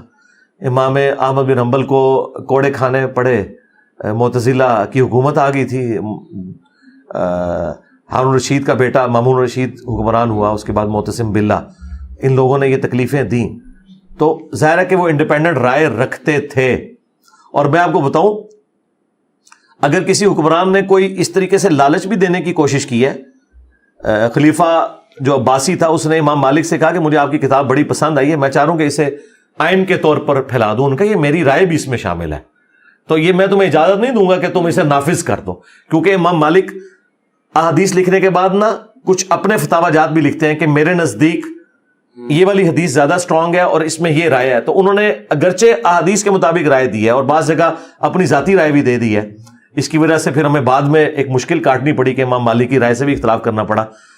لیکن پھر بھی ان کو حکومت اویلیبل بھی تھی, تو انہوں نے کہا کہ نہیں میں تمہیں نہیں کہوں گا. یہاں حکومت کسی کو گود لے, وہ کہتا ہے ٹھیک ہے جی میری ساری یہ کتابیں چھاپیں جی, میری سیڑھیاں چلاؤ جی, تسی یہ ہوتا ہے ٹی وی دے ہوتا ہے, ٹی وی چینل دے ہوتا ہے. جس طرح ہمارے ساتھ والے ملک میں گودی میڈیا کہتے ہیں, پاکستان میں وہ انڈیا کا ایک ٹرم ہے رانگ نمبر. اکثر جو ہمارے مولوی حضرات ہیں, اسلام تو ہمیں امام حسین کی ایگزامپل بتاتا ہے, بلوچستان میں ظلم ہو خاموشی. تو پاکستان میں کوئی میڈیا آزاد ہے کیا؟ میں آپ سے وہی پوچھنا چاہ رہا ہوں کہ یہ جو مولوی ہیں جو پاکستان میں پاکستانیوں پہ ظلم ہوتا ہے اس پہ خاموش رہتے ہیں, اور جو پرائم منسٹر بن جائے, سپہ سالار بن جائے, اس کی روحانی عظمتوں پہ اسپیچز دینا شروع ہو جاتے ہیں, ان کو سن کے کیا ہم سوچ لیں کہ یہ رانگ نمبر ہے؟ جی رانگ نمبر ہی ہے, اور کیا ہے, بالکل رانگ نمبر ہے. اور مجھے نہیں سمجھ آتی کہ آیت یا حدیث بیان کر لینے سے کسی کے اندر روحانیت کہاں سے آ گئی ہے. آپ کو ہمیشہ قرآن و حدیث کے نام کے اوپر تو سارا دھوکہ دیا گیا.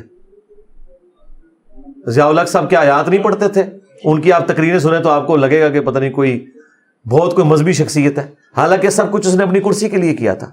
تو میرا خیال ہے آیات اور حدیث سے آپ بالکل دھوکہ نہ کھایا کریں, بلکہ شک کریں کہ جو آیت اور حدیث پیش کر رہے ہیں نا شاید کوئی اپنی منفعت چاہ رہا ہے, تا وقت ہے کہ اس کی باقی ساری چیزیں الائن نہ ہو. یعنی میں اگر وزیر اعظم کی پوسٹ پہ یا آرمی چیف کی پوسٹ پہ یا میں چیف جسٹس کی پوسٹ پہ بیٹھ کے غریبوں کے حقوق کی بات کر رہا ہوں اور پتہ چلے 4 دن بعد کہ میں نے 2.5-3 لاکھ روپے اپنی تنخواہ بڑھا لی ہے, تو اس کا مطلب میں فراڈ کر رہا تھا. سب سے پہلے مجھے خود دستبردار ہونا ہے نا. میں اس لیے باتیں کرتا ہوں, میں سسٹم کا بینیفیشری نہیں ہوں. کوئی چندہ بک نہیں بنائی ہوئی ہے کہ لوگ آگے ہمیں چندہ دیں, نہ ہم نے کبھی گورنمنٹ سے کوئی فنڈ ڈیمانڈ کیا ہے, اس طرح کا کوئی معاملہ نہیں ہے. تو ہم کسی کا ایجنڈا بھی لانچ کرنے کے لیے تیار نہیں. تو کیا ہم یہ بھی سمجھیں کہ کوئی ضرورت سے زیادہ امیر مولوی ہے تو وہ رانگ نمبر ہے؟ جس طرح ہمیں بتایا جاتا ہے ٹخنوں سے اوپر شلوار کرو، میں نے تھوڑا پڑھا اس کے بارے میں، اگر میں غلط ہوں تو اصلاح کیجیے.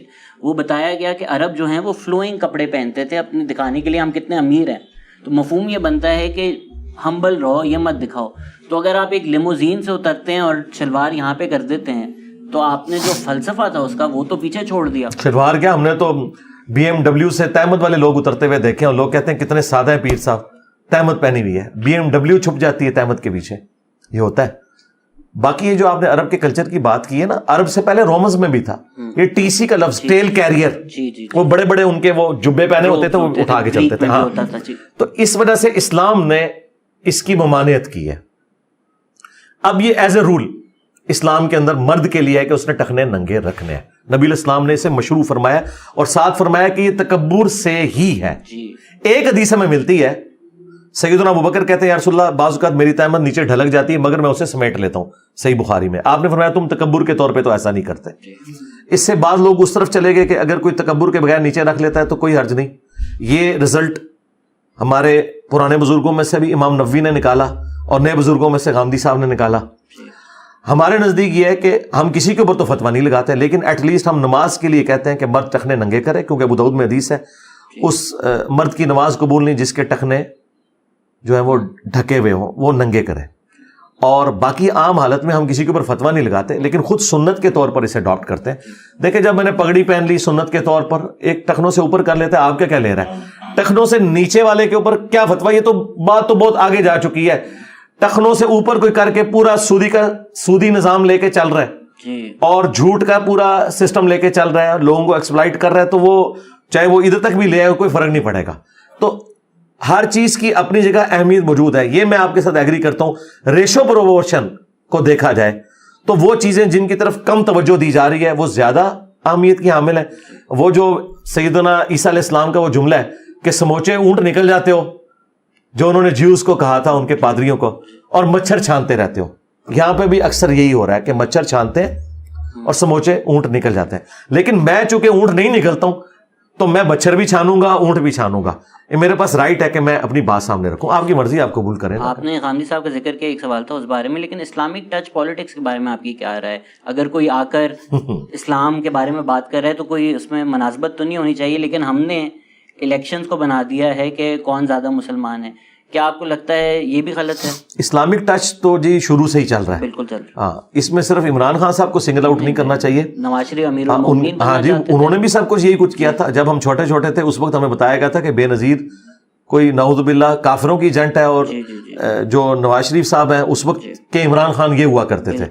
ہاں، تو یہ کوئی جو ہے وہ مسلم لیگ کے لفظ سے بھی، اور پھر یہ ساری چیزیں اور بڑے گندے گندے نعرے اور سب کچھ، وہ تو ہمیں پتہ چلا کہ ہمارے ساتھ کتنا ظلم ہوا ہے. کاش اس وقت بے نظیر کی حکومت چلتی تو آج پاکستان کے حالات ذرا ڈیفرنٹ ہوتے، لیکن نہیں. اور پھر جب نواز شریف صاحب کو سمجھ آئی اس وقت تک کافی دیر ہو چکی ہوئی تھی، اور پھر پہلے جو کچھ ہوا اور اب جو کچھ ہو رہا ہے.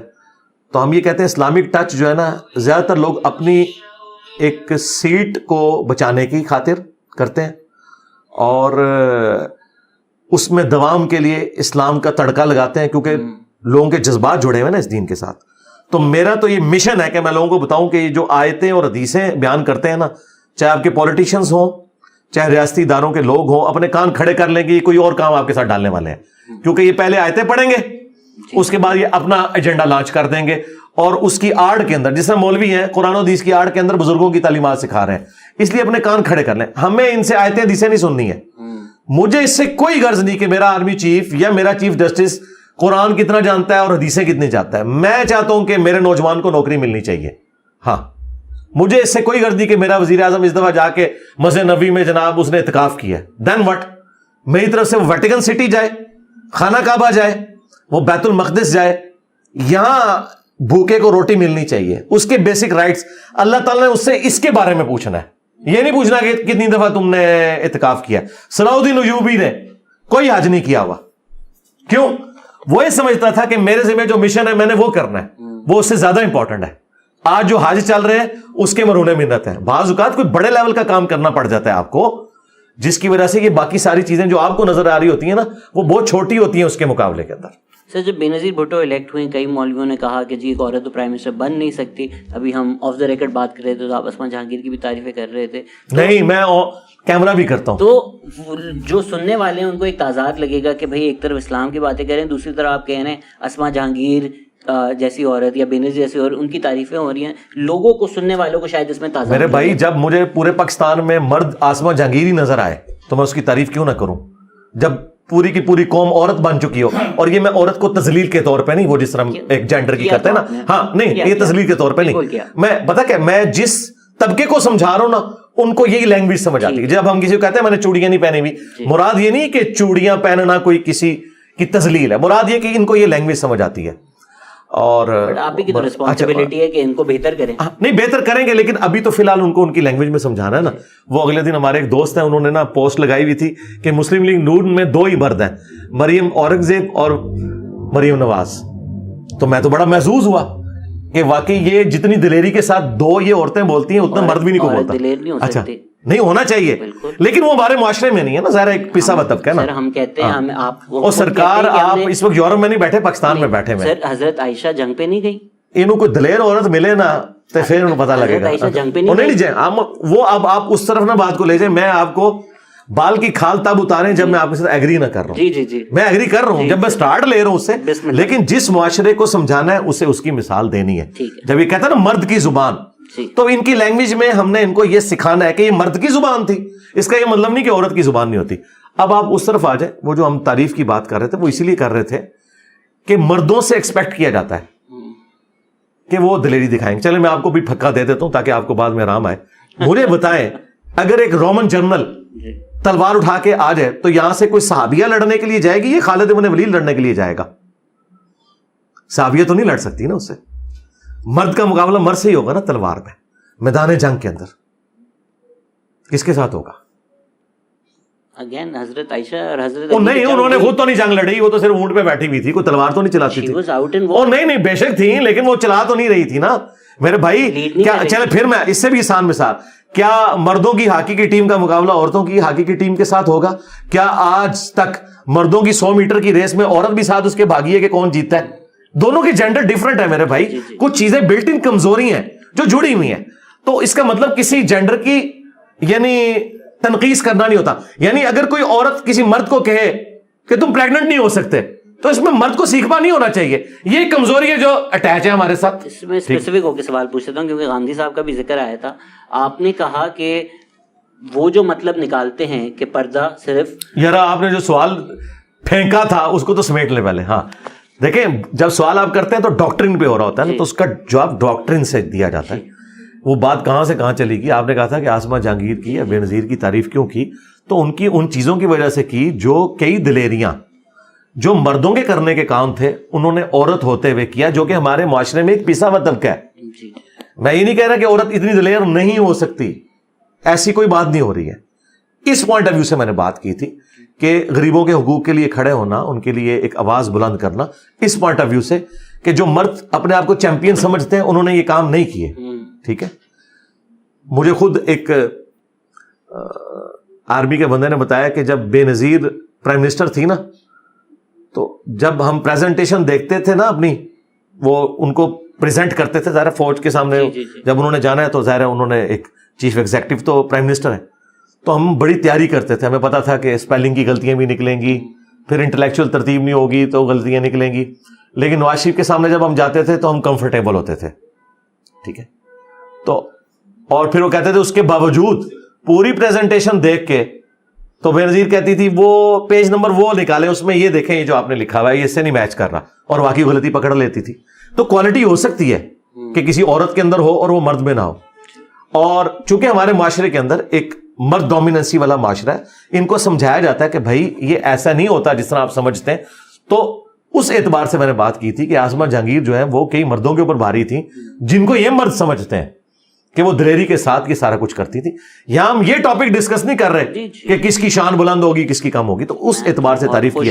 اب آپ یہ حکمرانی کی جو آپ بات کر رہے ہیں نا, اسلام میں پریفریبل مرد ہی کو حکمران ہونا چاہیے. اس کی وجہ یہ ہے کہ اس کا انٹریکشن عورتوں کے ساتھ بھی ہونا ہے, مردوں کے ساتھ بھی ہونا ہے, پھر کئی اور چیزیں اس کے ساتھ جڑی ہوئی ہیں. وہ مطلب کافی ساری چیزیں ایسی ہیں جو میں پھر وہ کیمرے میں اس لیول پہ اتر کے بیان نہیں کرنا چاہتا. اس لیے ہم پریفر کرتے ہیں کہ مردوں کو حکمران ہونا چاہیے. البتہ نچلے لیول کے اوپر عورتوں کے جو معاملات ہیں ان کے لیے عورتوں ہی کو ان کے اوپر حاکم بنانا چاہیے. سیدنا عمر نے بھی ایسے معاملات کیے ہوئے تھے, لیکن اوور آل ڈومیننسی مرد کیا, اور یہ اللہ نے ڈومیننسی ایسی رکھی ہے کہ کسی عورت کو پیغمبر نہیں بنایا, پیغمبر سارے مرد ہوئے. البتہ وہ پیغمبر پیدا عورتوں سے ہوئے ہیں, لیکن بہرحال ایک مرد کی ڈومیننسی ہے. کئی ایک چیزیں جو بلٹ ان اس کے ساتھ اٹیچ ہیں خوبی کے طور پر, جو عورت کی ایک نیچرل کمزوری کے طور پہ. بے نظیر کی آپ بات کر لیں, میں آپ کو لاجیکلی بتاتا ہوں کتنے مضبوط اعصاب کی عورت تھی وہ, لیکن وہ جواب دے پروگرام جیو کے اوپر چلا افتخار کے ساتھ. جب ان کے بھائی کے قتل کا ذکر آیا, اس سے اپنے آنسو نہیں رک رہے تھے اور اس کی زبان لڑکھڑا گئی, اس نے اپنا کالر مائک اتار دیا کہ آپ پرائم منسٹر تھی اور آپ کا بھائی قتل ہو گیا. کیونکہ عورت بہرحال عورت ہوتی ہے, پسیج جاتی ہے, اور یہ میں اس کی خوبی کے طور پہ بیان کر رہا ہوں کہ عورت کی یہ خوبی ہے کہ وہ جلدی پسیجتی ہے ایز کمپیئر ٹو مرد کے, لیکن بعض جگہ یہ اس کی کمزوری بھی بن جاتی ہے. تو اس پوائنٹ آف ویو سے میں بات کر رہا تھا. تو جس کی ہم تعریف کرتے ہیں وہ کرتے ہیں.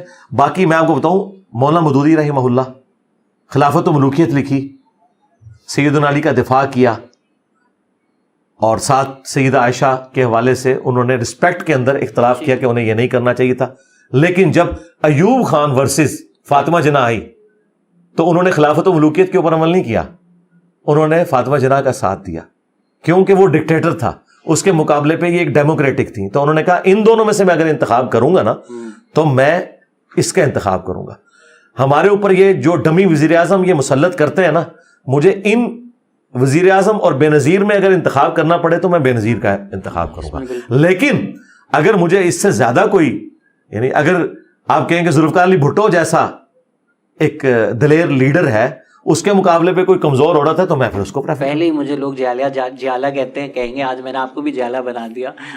سر اس میں اکثر لوگ اس طرح کی بھی باتیں کرتے ہیں کہ عورت کی کمائی حرام ہے, پر ہمارے پاس حضرت خدیجہ رضی اللہ عنہ کی بھی ایگزامپل ہے. کوئی بھی نہیں کہتا جی عورت کی کمائی حرام ہے. آج کل تو فخریہ کھاتے ہیں. نہیں سوسائٹی میں کیا, جو ان پڑھ لوگوں کی سوسائٹی ہے جنوبی پنجاب میں, وہاں تو مرد پورا دن بیٹھ کے سگریٹ اور حقے لگاتے ہیں, عورتیں بیچاری مزدوری کرتی ہیں. یہاں بھی میں آپ کو دکھا دیتا ہوں, ہمارے معاشرے کے اندر تو یہ علمی ہے کہ عورت کی کمائی مرد کھا رہا ہے, کوئی حرام نہیں سمجھتا اسے. اسلام آباد میں اکثر عورتیں ملازمت کرتی ہیں اور جھونپڑیوں کے اندر ان کے مرد بیٹھے ہوئے, بس ان کا یہی کام ہے کہ پاکستان کی آبادی میں اضافہ کر رہے ہیں. سر اس میں خاندی صاحب نے جو انالیسس دیا تھا نقاب کے اوپر, اس میں آپ کا ریٹورٹ رسپانس یہ تھا کہ آپ نے کہا کہ اگر نقاب اور پردہ مہات المومنین وائفز آف دی پروفٹ صلی اللہ علیہ وسلم فرض کیا تو ہم نے ان کو ہی فالو کرنا ہے. تو اس سے تو یہ سمجھ آتا ہے کہ وہ ماڈل ہے اور ہم نے فالو کرنا ہے. اس سے یہ تو نہیں سمجھ میں آتا کہ قرآن نے سب پہ فرض کر دیا. ظاہر ہے قرآن نے کن کو آئیڈیل ہمارے لیے بنایا ہے, نبی الاسلام کی بیویوں کو نا. جب اللہ تعالیٰ کہتا ہے کہ رسول اللہ کی زندگی میں تمہارے لیے بہترین نمونہ ہے, تو اس میں جو عورتوں سے ریلیٹڈ معاملات ہیں ان میں نبی الاسلام ایز اے پرسنالٹی خود تو نمونہ نہیں ہوں گے نا, آپ کی بیٹی اور بیوی ہی ہوگی نا. تو لاجک کر جائیں گورے کی عدالت میں ہمارا مقدمہ لے جائیں. اس میں ہم انالوجی اگر ڈرا کریں تو عورت کا نقاب نہ کرنا اس ایک مرد جو کلین شیون ہے وہ برابر نہیں ہو جاتا, کیونکہ وہ بھی پھر ہمارا ماڈل نہیں فالو کر رہا. مردوں کے لیے اگر ہمارے لیے پروفٹ ماڈل ہیں تو ہمیں وہ فالو کرنا چاہیے, عورتوں کے لیے وہ ہیں تو ان کو فالو کرنا چاہیے, تو وہ ایکویٹ ہو جاتی ہے بات, رائٹ؟ نہیں, پردہ بیچ میں کلین شیو کو آپ کہاں سے لے آئے ہیں؟ ایک ہی بات نہیں ہو جاتی کہ وہ دونوں اپنے ماڈلز کو فالو نہیں کر رہے, کہ اگر ایک مرد داڑھی نہیں رکھ رہا اور ایک عورت پردہ نہیں کر رہی تو وہ ایکول لیول نہیں ہے گناہ کا. ہم جی ہے نا, ایکول ہے نا. ہاں, ہم کیونکہ پورا ہمارا فوکس پورے پاکستان کا نقاب پہ ہوتا ہے اور باقی چیزوں پہ ہم کوئی فوکس نہیں. اس میں کوئی عورت کی تذلیل تو نہیں ہو رہی ہے. دیکھیں یورپ نے عورت کو کمانڈی بنا کے پیش کیا, ٹھیک ہے نا, اور ان کا خاندانی سسٹم برباد ہی اس لیے ہوا ہے کہ عورت کو انہوں نے کموڈٹی بنایا ہے. شیونگ بلیڈ کے اشتہار میں عورت لے آئے ہیں, ٹھیک ہے, وہ کیوں لے کے آئے ہیں؟ عورت کی تذلیل ہوئی ہے نا انڈائریکٹلی, کیونکہ وہ جو سیکس جو فرائڈ کہتا ہے سب سے امپورٹنٹ جذبہ ہے, قرآن بھی یہی کہتا ہے. فرائڈ نے تو اب کہا ہے نا, قرآن نے پہلے کہا زین للناس حب الشہوات, اللہ نے مزین کر دی ہے لوگوں کے لیے شہوات, ان میں پہلے نمبر پہ عورتیں ہیں, اور دولت کا ذکر بعد میں آیا ہے. تو یہ جو ایک امپورٹنٹ جذبہ ہے اس کی وجہ سے سیکس ڈسپلن اسلام نے دیا ہے, اس کے بغیر چارہ نہیں ہے. تو عورت کے پردے کی بات اس لیے ہو رہی ہوتی ہے کہ عورت کو یہ اللہ نے رسپیکٹ دی ہے کہ وہ عورت کا مطلب ہی عربی میں آپ کو پتا کیا ہے؟ چھپانے کی چیز. عورت کا مطلب ہے چھپانے کی چیز, اسے رسپیکٹ دی جائے گی. معاشرے کے اندر انارکی نہ پھیلے. عورت کو نقاب کرنانے کا مطلب یہ نہیں کہ آپ اس کی تذلیل کر رہے ہیں. ہم مرد کو نقاب نہ پہنا کے اس کی تذلیل تو کر رہے ہیں کہ تو اتنا خوبصورت اور اٹریکٹیو نہیں ہے جتنی عورت ہے, اگر دیکھا جائے. ورنہ تو مرد کا بھی نقاب ہونا چاہیے تھا نا عورتوں سے, نہیں ہے نا. تو یہ اللہ تعالیٰ نے عورت کو اٹریکٹیو بنایا ہے, پھر اس کے اندر حیا زیادہ رکھی ہے, اور اس کو پیسو بنایا ہے, مرد کو ایکٹیو بنایا ہوا ہے. اس لیے عورت چھپانے کی چیز ہے اس اعتبار سے. اس کا یہ مطلب نہیں کہ عورت جاب نہیں کر سکتی, اس کا یہ مطلب نہیں کہ عورت لیڈی ڈاکٹر نہیں ہوگی. میں تو کہتا ہوں گائناکالوجسٹ عورتیں ہی ہونی چاہیے, عورتوں کو میڈیکل کی تعلیم دلوانی چاہیے. ساری چیزیں ہیں. ہم جو ایک پورشن میں بات کر رہے ہیں, آپ دیکھیں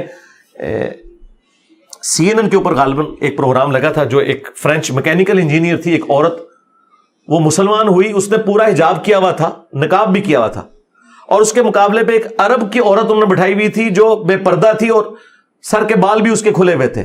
دونوں مسلمان تھی. وہ پردے کے حق میں دلائل دے رہی تھی نان مسلم سے مسلمان ہو کے, اور وہ کہہ رہی تھی یہ ضروری نہیں ہے. اور اتنی لاجیکل اس نے گفتگو کی, کیونکہ وہ انجینئر بھی تھی اور میکینیکل انجینئر تھی, اور اس نے وہ سارے کا سارا معاملہ ایکسپیرینس کیا ہوا تھا. اس نے کہا جب سے میں مسلمان ہوئی ہوں مجھے اپنی رسپیکٹ زیادہ فیل ہو رہی ہے ایز کمپیئرڈ اس زمانے میں. تو آپ ذرا عورتوں کی نظر سے بھی دیکھیں نا کہ وہ کیا سوچ رہی ہیں, جن لوگوں کو ان چیزوں کی سمجھ ہے. اگر بٹ کرائٹیریا صرف اٹریکٹیونیس نہیں ہو سکتا, اللہ معاف کرے, پاکستان میں تو بچے بھی محفوظ نہیں ہیں مردوں سے. آپ نے شاید میرے خیال سے, اگر میں نے غلط سنا ہے تو پلیز میری اصلاح کیجیے, ایک ویڈیو میں کہا تھا کہ کوئی مکبہ فکر کا مدرسہ پاکستان میں نہیں ہے جس میں انفارچونیٹلی بچوں کے ساتھ زیادتی نہیں ہوتی. اس کی وجہ یہ سسٹم کی خرابی ہے. یہی سسٹم اگر آپ اسکول اور کالجز میں دیں تو وہاں پہ بھی یہی ہوتا ہے.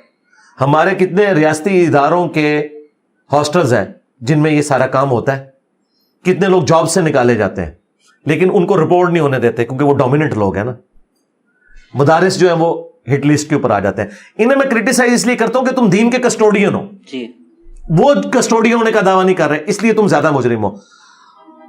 اس طرح کی فیسلٹی اسکولوں میں اویلیبل نہیں ہے, ٹھیک ہے, جس طرح کی فیسلٹی مدارس کے اندر اویلیبل ہے.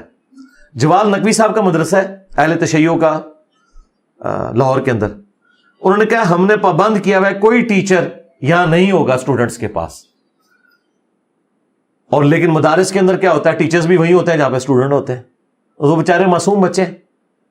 تو یہ مدارس کے اندر ریفارمز اس حوالے سے آنی چاہیے. اور ان کا اس وجہ سے ہمارا کوئی یہاں کیس رپورٹ نہیں ہوتا, اور بچوں کو ہم الگ کرتے ہیں, اور یہ سارا ہم نے انڈر آبزرویشن رکھا ہوا ہے. ظاہر ہے ایک یہ معاملہ تو ہے نا, اور یہ سارے معاملات ہر جگہ ہوتے ہیں. مدارس کے اندر اس لیے ہو رہے ہیں, اس کے سسٹم کو تھوڑا سا اپڈیٹ کر دیں کہ ٹیچر اور اسٹوڈنٹ پڑھائی کے بعد ایک دوسرے سے نہیں ملیں گے. تو سر اگر اتنا زیادہ ہو رہا ہے, اور کبھی اس طرح کا واقعہ اتنا زیادہ نہیں یار, میں نے ایک آدھا ہوتا ہے, تو یہ تو جب ویڈیوز بھی آتی ہیں ہمیں بیانات آتے ہیں اور مولویوں کے جو ڈیفینڈ کرتے ہیں, جو بولتے ہیں اچھا اے آئی جنریٹڈ تھی. ابھی ایک پوری یوٹیوب کیمپین چلی جو ابھی ریسنٹ واقعہ تھا کہ یہ سب جھوٹ ہے, جیو نیوز نے جھوٹ بولا. تو اس پہ اکٹھا ہو کے کیوں نہیں کھڑے ہو جاتے؟ مطلب کوکا کولا نام کی اگر کوئی نیچے ڈرنک جھوٹی بیچ رہا ہو تو کوکا کولا والے گھس جائیں گے کہ یار آپ ہمارے نام کیسے بیچ سکتے ہو. اسلام کا نام لے کر کچھ جلات اس طرح کے کام کر رہے ہیں, اور اس بات پہ بھی سارے جو ہر مکبہ فکر کے مولوی ہیں وہ اکٹھا نہیں ہو سکتے. نہیں ہوں گے. اس کی وجہ یہ کہ وہ اس سسٹم کے بینیفیشری ہیں. انہیں یہ خطرہ ہے کہ اگر ہم نے یہ کچھ کیا نا اور اس کے خلاف کھڑے ہوئے تو یہ چیز اور ہائی لائٹ ہوگی تو لوگ بچے داخل کرانا چھوڑ دیں گے. جب بچے داخل نہیں کرائیں گے تو ہمیں چندے کوئی نہیں دے گا. چندے تو اسی بنیاد پہ دیتے ہیں نا کہ یہاں بچے پڑھ رہے ہیں. تو وہ بڑے سمجھدار ہیں جو یہ نہیں کر رہے, یہ میں آپ کو بتاؤں. اور معذرت کے ساتھ اسلام کے ساتھ جی میں اس سے آگے جانے لگا ہوں.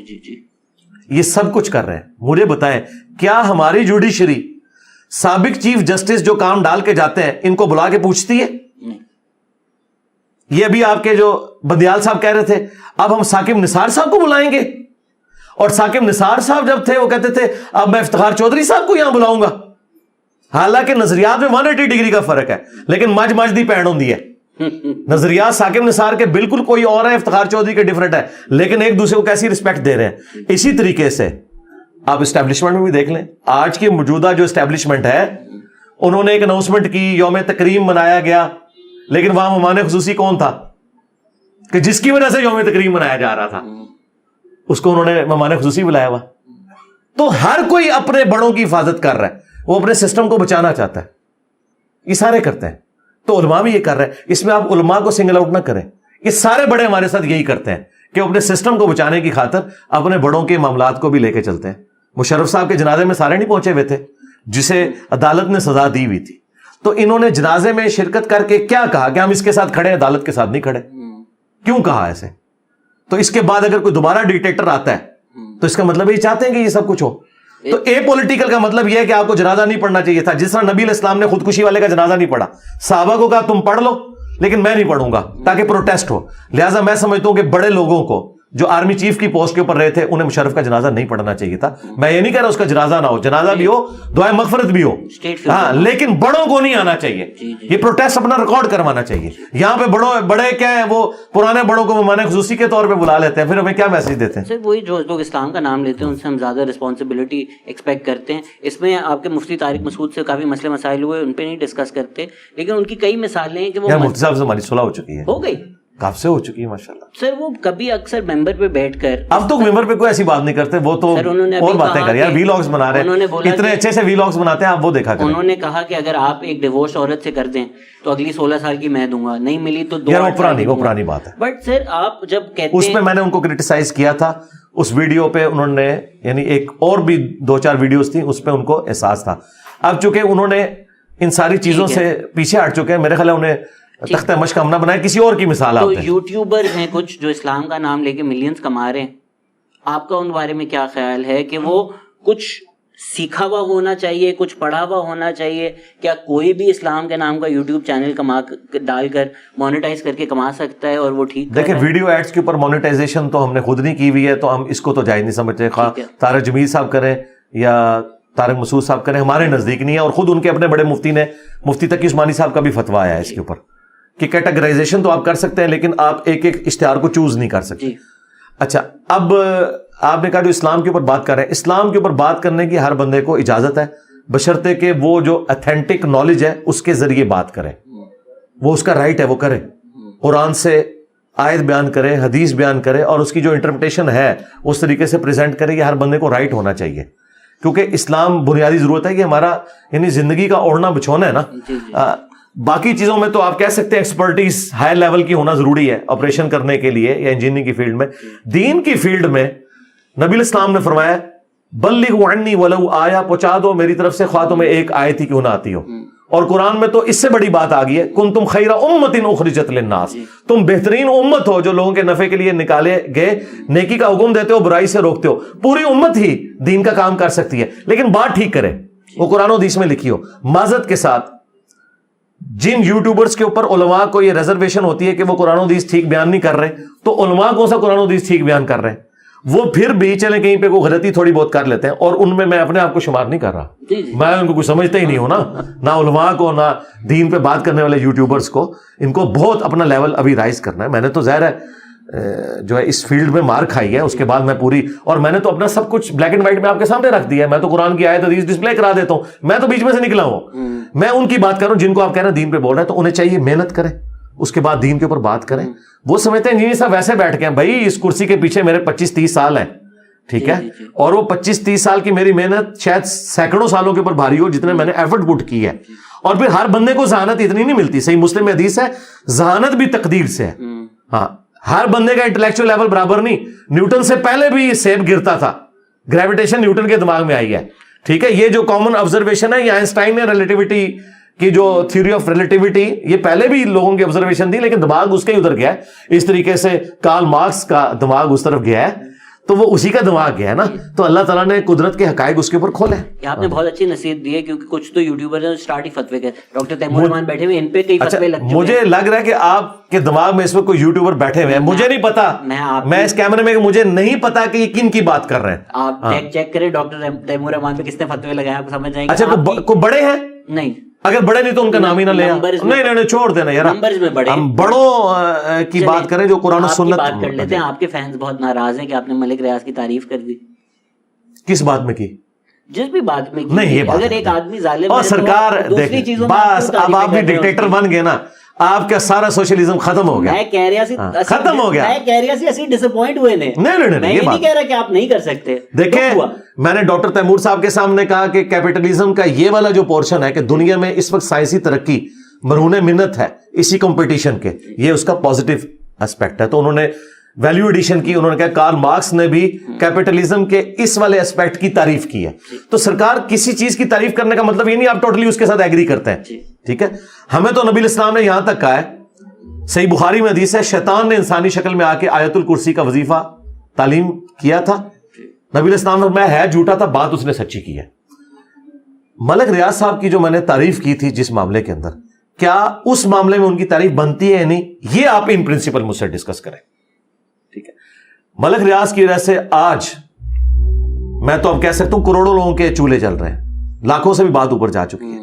انہوں نے جو آپ کے ملک میں لیونگ سٹینڈرڈ دیا, جس کی وجہ سے لوگ نہ صرف اس ملک میں ریمیٹنس بھیج رہے ہیں بلکہ یہاں پیرلل میں انہوں نے اپنے مکان بنائے ہوئے ہیں, چھٹیوں میں آ کے یہاں رہتے ہیں, اور یہاں کتنے لوگوں کا روزگار اس کے ساتھ کھلا ہوا ہے کنسٹرکشن مٹیریل کا, پلس جو لوگ صفائیاں کرنے والے لوگ ہیں جو پورا سال ان کوٹھیوں کی دیکھ بھال کرتے ہیں, اس کی وجہ سے کرائے پہ آپ کو سستے مکان اویلیبل ہیں. یا آپ اگر گننا شروع کریں اتنا کچھ ہے, تو میں نے اس چیز کی تعریف کی تھی. یہ ایک لمبی ڈیبیٹ ہے میرے خیال سے, تو ریئل اسٹیٹ سیکٹر کی وجہ سے پاکستان تباہ ہو رہا ہے. عاطف میاں دیکھیں وہ ایک معاملہ الگ ہے, وہ اس چیز کو ایڈریس کرنا چاہیے, لیکن اوور آل مجھے بتائیں, آپ نے بھی جب رہنا ہوگا نا میرے بھائی, جب آپ کے پاس پیسے آئیں گے تو آپ نے گڑی شاہو میں نہیں جا کے رہنا, آپ نے کہنا میں ڈیفینس میں جاؤں یا میں جاؤں بیریگیٹ ٹاؤن میں, اور یہ آپ کا رائٹ ہے. میں نے ملٹیپل ٹائمز پروٹیسٹ کیے, جن ولیجرز جن گاؤں والوں کی زمینیں چرا کر بیریگیٹ ٹاؤن, یار وہ تو بات غلط ہے جی, وہ غلط ہے, اسے بھی میں نے کنڈیم کیا ہوا ہے, اس کو میں نے سخت الفاظ میں کنڈیم کیا ہے کہ یہ معاملات کرنا اور یہ سمجھنا کہ اس کے ذریعے ہم دسترخوان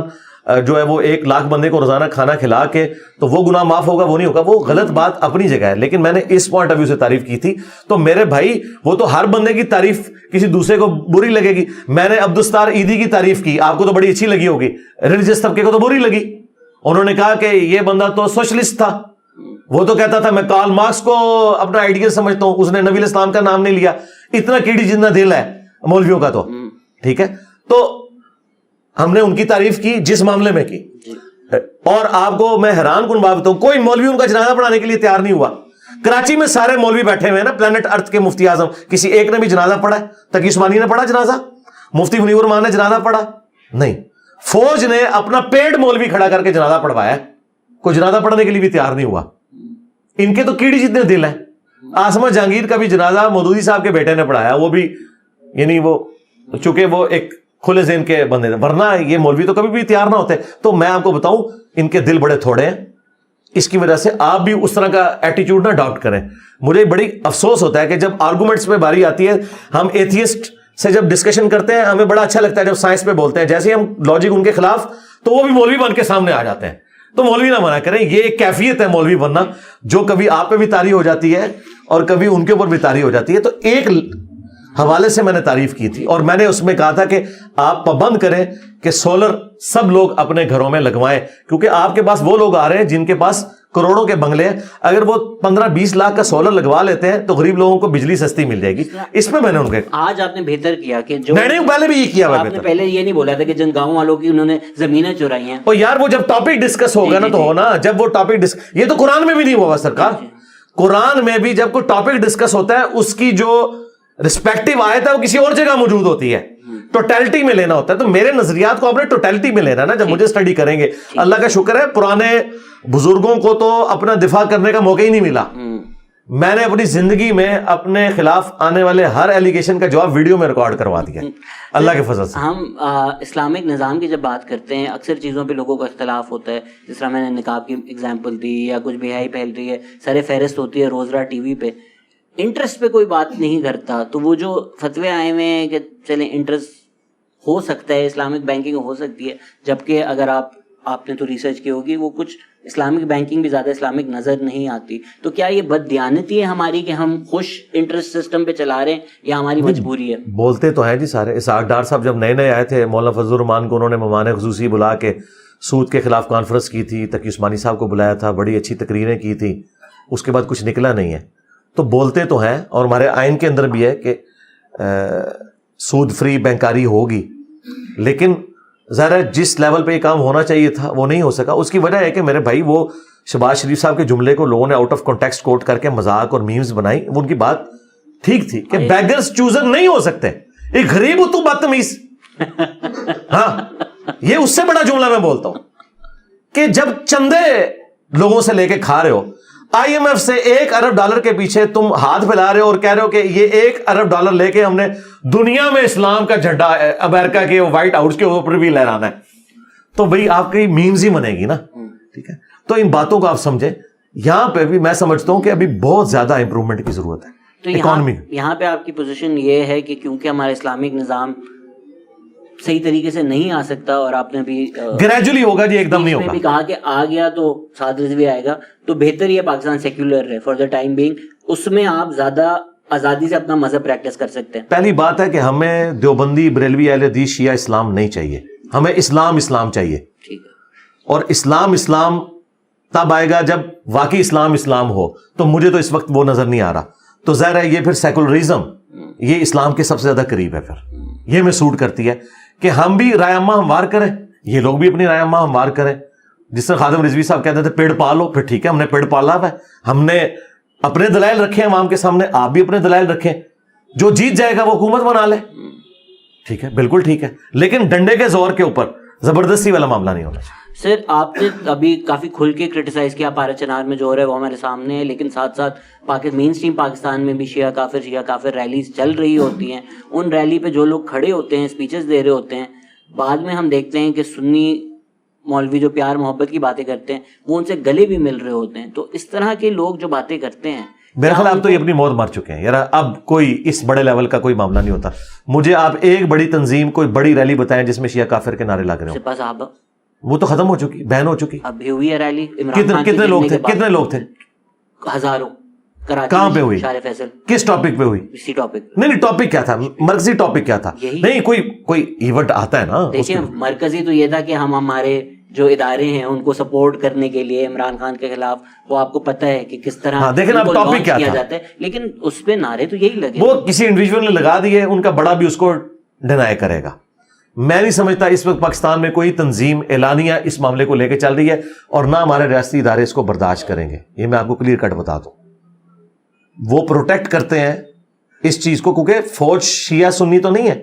آپ کو پتا ہے فوج میں اس وقت بھی, جب محرم ابھی آنے والا ہے نا, چند دن رہ گئے, محرم میں فوج کی اپنی گاڑیاں, جو فوجی شیعہ ہیں ان کے لیے, ان کی فیملیز کے لیے امام بارگاہوں تک, جن کو آپ امام بارگاہ کہتے ہیں, وہ مسجد ہے, وہ مسجد و امام بارگاہ ہوتی ہے. جس طرح ہماری مسجد اور مدرسہ ہوتا ہے, ان کی بھی مسجد ہی ہوتی ہے. مسجد کو امام بارگاہ نہیں وہ کہتے. ڈاکٹر صاحب یہ آپ کے لیے شاید نئی چیز ہو, امام بارگاہ ایڈجسٹنٹ ہوتی ہے, اصل وہ مسجد ہے. تو مسجد و امام بارگاہ کے لیے وہ ان کو لے کے چلتے ہیں. ایون ضیاء الحق سب سے زیادہ ہارڈ لائنر تھا نا, یہ ساری چیزیں اس نے بوئی ہوئی ہیں نا. ضیاء الحق کے دور میں یہ قانون بنایا گیا کہ کینٹ ایریا میں امام بارگاہ بھی ہوگی, بنوائی ہے اس نے. تو وہاں پہ بھی اس نے یہ کام, اس نے بھی اتحاد امت کے حوالے سے اتنا والا کام کیا. یہ لادہ بات ہے کہ جو باقی تنظیمیں بھی ان کے انڈر پروان چڑھی. میرا خیال ہے ابھی یہ اس طرح کی گنجائش ملک کے اندر کوئی نہیں ہے. انڈیویجول لیول کے اوپر کسی نے کیا ہے تو اس کا فالٹ ہے. ابھی تو ٹی وی پہ آ کے جن لوگوں کی آپ باتیں کر رہے ہیں, ان کے مولوی بھی آ کے سنی شیعہ اتحاد کے اوپر بات کر رہے ہیں. ٹھیک ہے, میری وجہ سے تو ویسے ہی ایک دوسرے سے گلے لگ کے سارے رو رہے ہیں. میرا خیال اتحاد ہو چکا ہے. یہ لادہ بات ہے. غامدی صاحب نے یہ بات کی تھی کہ ہمارے مولوی جو ٹی وی میں بات کرتے ہیں نا, یہی جمعے کے خطبوں میں کر رہے ہیں نا, تو فساد ختم ہو جائے گا. یہ لادہ بات ہے کہ ٹی وی میں ان کا چہرہ اور ہوتا ہے اور اپنی مجلس کے اندر ان کا چہرہ اور ہوتا ہے. یہ ساروں کے ساتھ اٹیچ ہے. تو میرے خیال ہے ہماری عوام جو ہے وہ ان کو کنڈیم کرے. اب تو بڑے سینسر ہو کے ویڈیوز بھی چڑھتی ہیں, اور جو اس طرح کی وہ ویڈیو سامنے آئے تو اس کے اوپر FIA والے ایکشن لے لیتے ہیں. سر آپ نے ایتھیزم والی ڈیبیٹ کا ذکر کیا, کیا آپ کو لگتا ہے کہ مذہبی اسکالر جو ہیں وہ غلطی کرتے ہیں کہ ایتھیزم ورسز اسلام کی جو یوٹیوب ڈیبیٹس ہو رہی ہیں اس میں سائنس پہ رہ کر یہ ڈیبیٹ کر رہے ہوتے ہیں, جبکہ مذہب از a belief, is a faith. اگر اللہ سب کو نظر آ رہا ہوتا تو وہ فیتھ اور بلیف کا تو ایلیمنٹ ختم ہو جاتا ہے. تو آپ اس فیلڈ میں جا کے یہ چیز ڈیبیٹ کر ہی کیوں رہے ہیں؟ پہلی بات یہ کہ یہ کلیئر کر لیں کہ مذہب اللہ کی ضرورت نہیں ہے, اسلام اللہ کی ضرورت نہیں ہے. کریٹر کو منوانے کے لیے کسی مذہب کی یا دین کی ضرورت نہیں ہے, ایون کسی پیغمبر کی بھی ضرورت نہیں ہے. اللہ تعالیٰ کسی پیغمبر کا بھی محتاج نہیں ہے. اللہ اس وقت بھی تھا جب پیغمبر نہیں تھے, اور جب سب مر جائیں گے قیامت میں تب بھی اللہ ہوگا. یہ جو ڈیبیٹ ہو رہی ہوتی ہے نا ایتھیزم کے ساتھ, وہ اسلام پہ نہیں بحثیں ہونی چاہیے. کریشن کسی کریٹر کی ہے, یہ اس کے اوپر ڈیبیٹ ہونی چاہیے. میں تو کبھی نہیں اس طرح کی بحثیں کرتا. ہمارے ساتھ جب بھی کوئی بات کرتا ہم کہتے ہیں ایگزسٹنس آف گاڈ پہ بات کرو, پھر اگلی بات ہوگی. اگر تم ایگزسٹنس آف گاڈ کو نہیں مانتے, ہم نے پروفٹ کے کریکٹر کو تم سے نہیں ڈسکس کرنا, کیونکہ کئی چیزیں ایسی ہیں کہ جو اس دین کے ساتھ ایز اے رول اٹیچ ہے, ان کو ہم کیسے چیلنج کر سکتے ہیں. مثلا کوئی ایتھیسٹ, اگر میں اس سے یہ چیلنج کروں کہ تو پریگنٹ کیوں نہیں ہوتا, عورتیں کیوں پریگنٹ ہوتی ہیں, تو کیا وہ اپنے آپ کو پریگنٹ کر سکتا ہے؟ ہم اس سے باہر نہیں نکل سکتے نا. اس طرح کچھ چیزیں رولز ہیں اللہ کے, اور اللہ نے قرآن میں کہا لا یسأل عما یفعل وهم یسألون, اللہ کو کوئی نہیں پوچھ سکتا کہ اس نے یہ کام کیوں کیا, اللہ ہر ایک کو پوچھ سکتا ہے. تو یہ رولز کے اوپر ہم سے بحثیں کرتے ہیں کہ اسلام میں 4 شادیوں کی اجازت کیا ہے. چھوڑ دو, اسلام میں چاہے 1 شادی کی بھی اجازت ہو, تب بھی ہمارا ایتھیسٹ کا اختلاف نہیں ختم ہوگا جب تک کہ آپ خدا کے وجود کے اوپر بات نہیں کرتے. اب وہ سائنس سے اس لیے بات ہوتی ہے کہ سائنس جو ریزننگ کرتی ہے, science is a common religion Umang humanity. ٹھیک ہے, میں تو سائنس کا سب سے بڑا دائی ہوں. میں یہ سمجھتا ہوں کہ سائنس نے جو فزیکل فینومینا آف نیچر تھا, جو اللہ تعالیٰ کا فعل تھا, وہ میں سمجھایا ہے. قرآن اللہ کا قول ہے, لیکن یہ کائنات اللہ کا فعل ہے. اللہ کا فعل ہمیں سائنس نے سمجھایا ہے.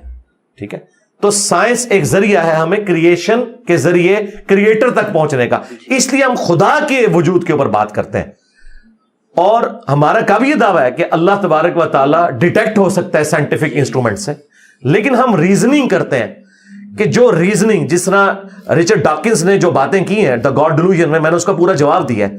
ٹھیک ہے, اور ایک ایک بات کا ریزننگ کے ساتھ جواب دیا کہ اگر آپ سائنس کو مانتے ہو, میتھمیٹکس کو مانتے ہو, پھر اس طریقے سے معاملات کو لے کے چلنا ہوگا. الٹیمیٹلی تمہیں کہیں نہ کہیں آ کے بات کو ماننا پڑے گا.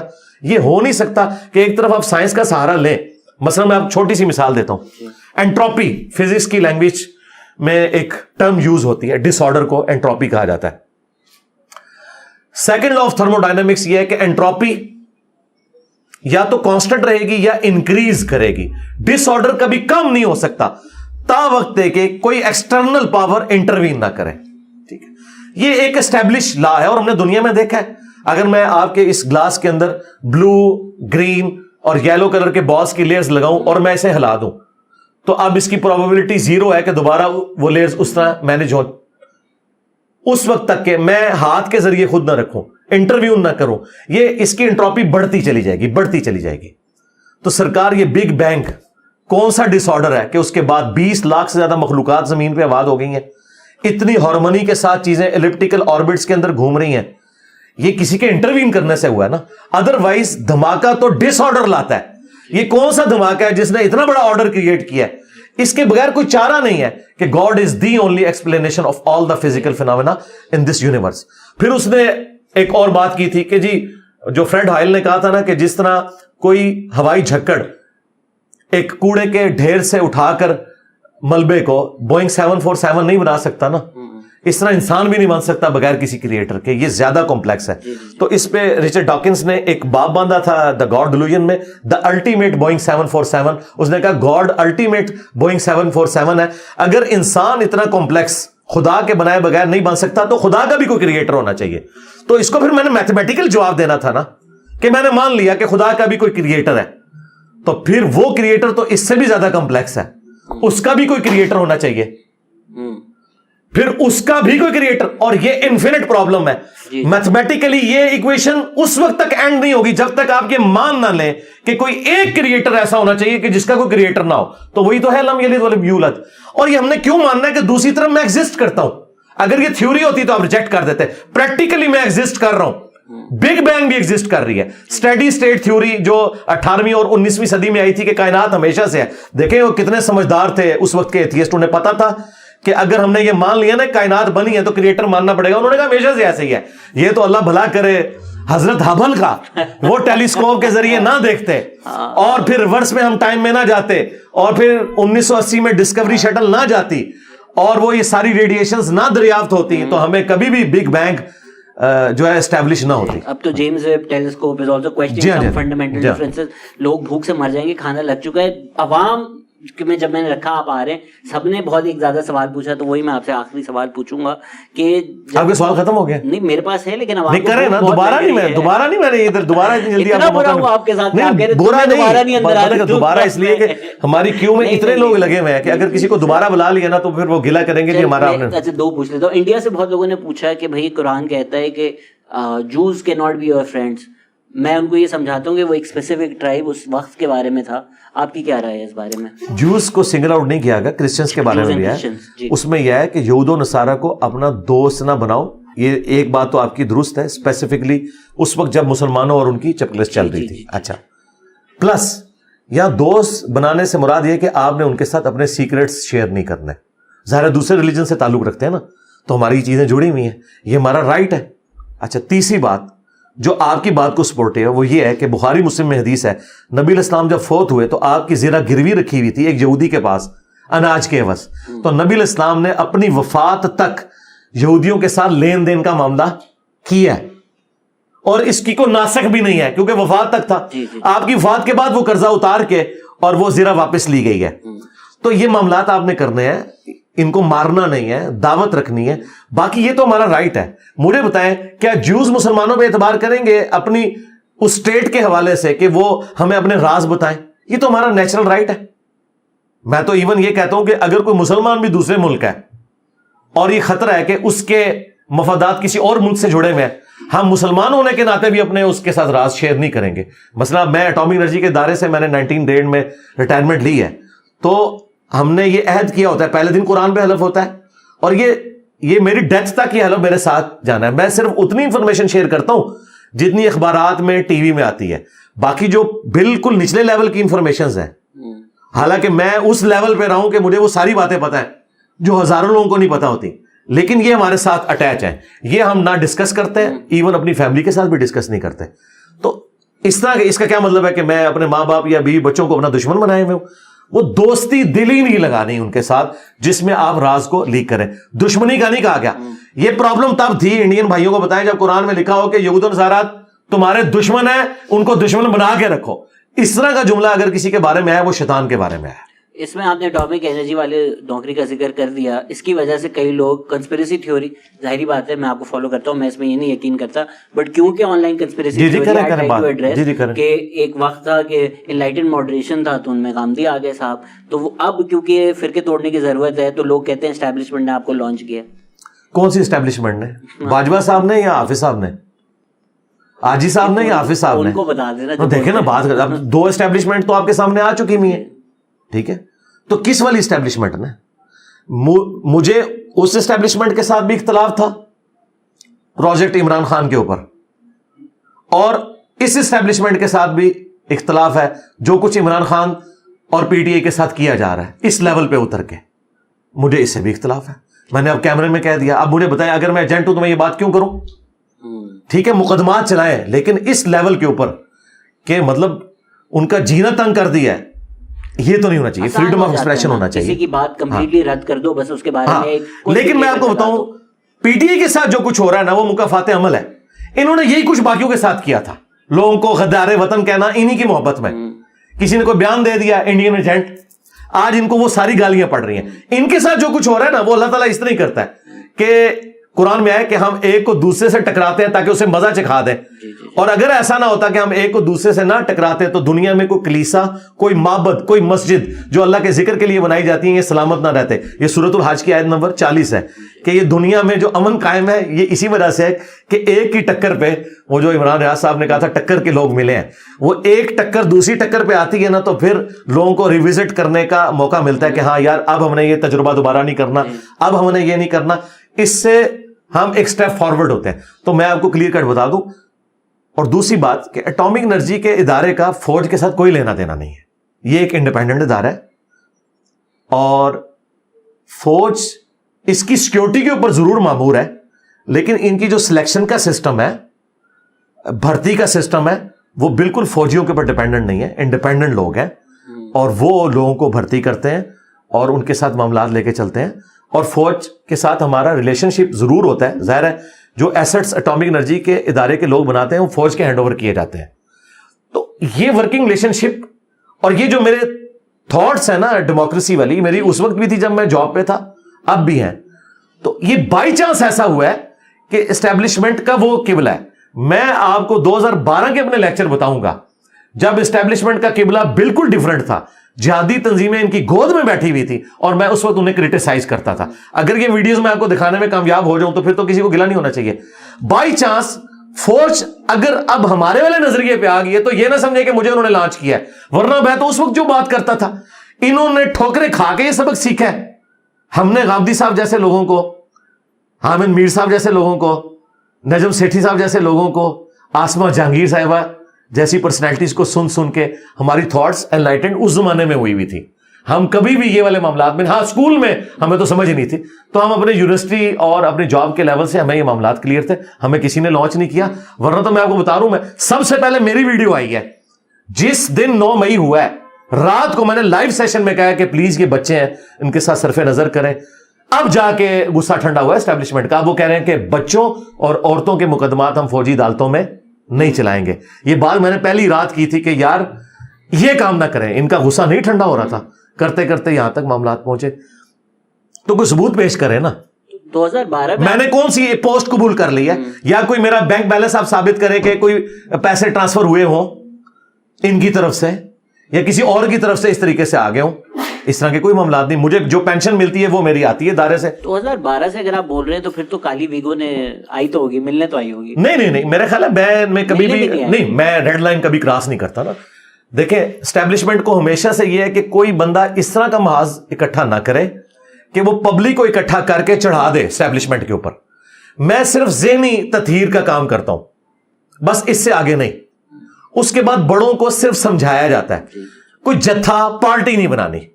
اس چیز سے ان کو ریزرویشن ہوتی ہے. نہ میرا یہ پہلے کبھی ارادہ تھا نہ آندہ ہے. اس وجہ سے نہیں کہ میں ان سے ڈرتا ہوں، نہیں، اس وجہ سے کہ میں اس سسٹم کو صحیح نہیں سمجھتا کہ پارٹی اور جتھے بنا کے آپ نے معاملات کرنے ہیں. میں یہ چاہتا ہوں جس طرح امام خمینی نے کیا تھا نا. عمران خان صاحب کو بڑا شوق ہے خمینی بننے کا، لیکن خمینی صاحب کی واقعی سٹرگل تھی. عمران خان صاحب کی وہ سٹرگل نہیں ہے، اس لیے ان کو اس طریقے سے رسپانس نہیں مل سکا. خمینی صاحب جب 1979 میں تہران ایئرپورٹ پہ اترے، اس کی ویڈیوز بھی ریکارڈ ہے.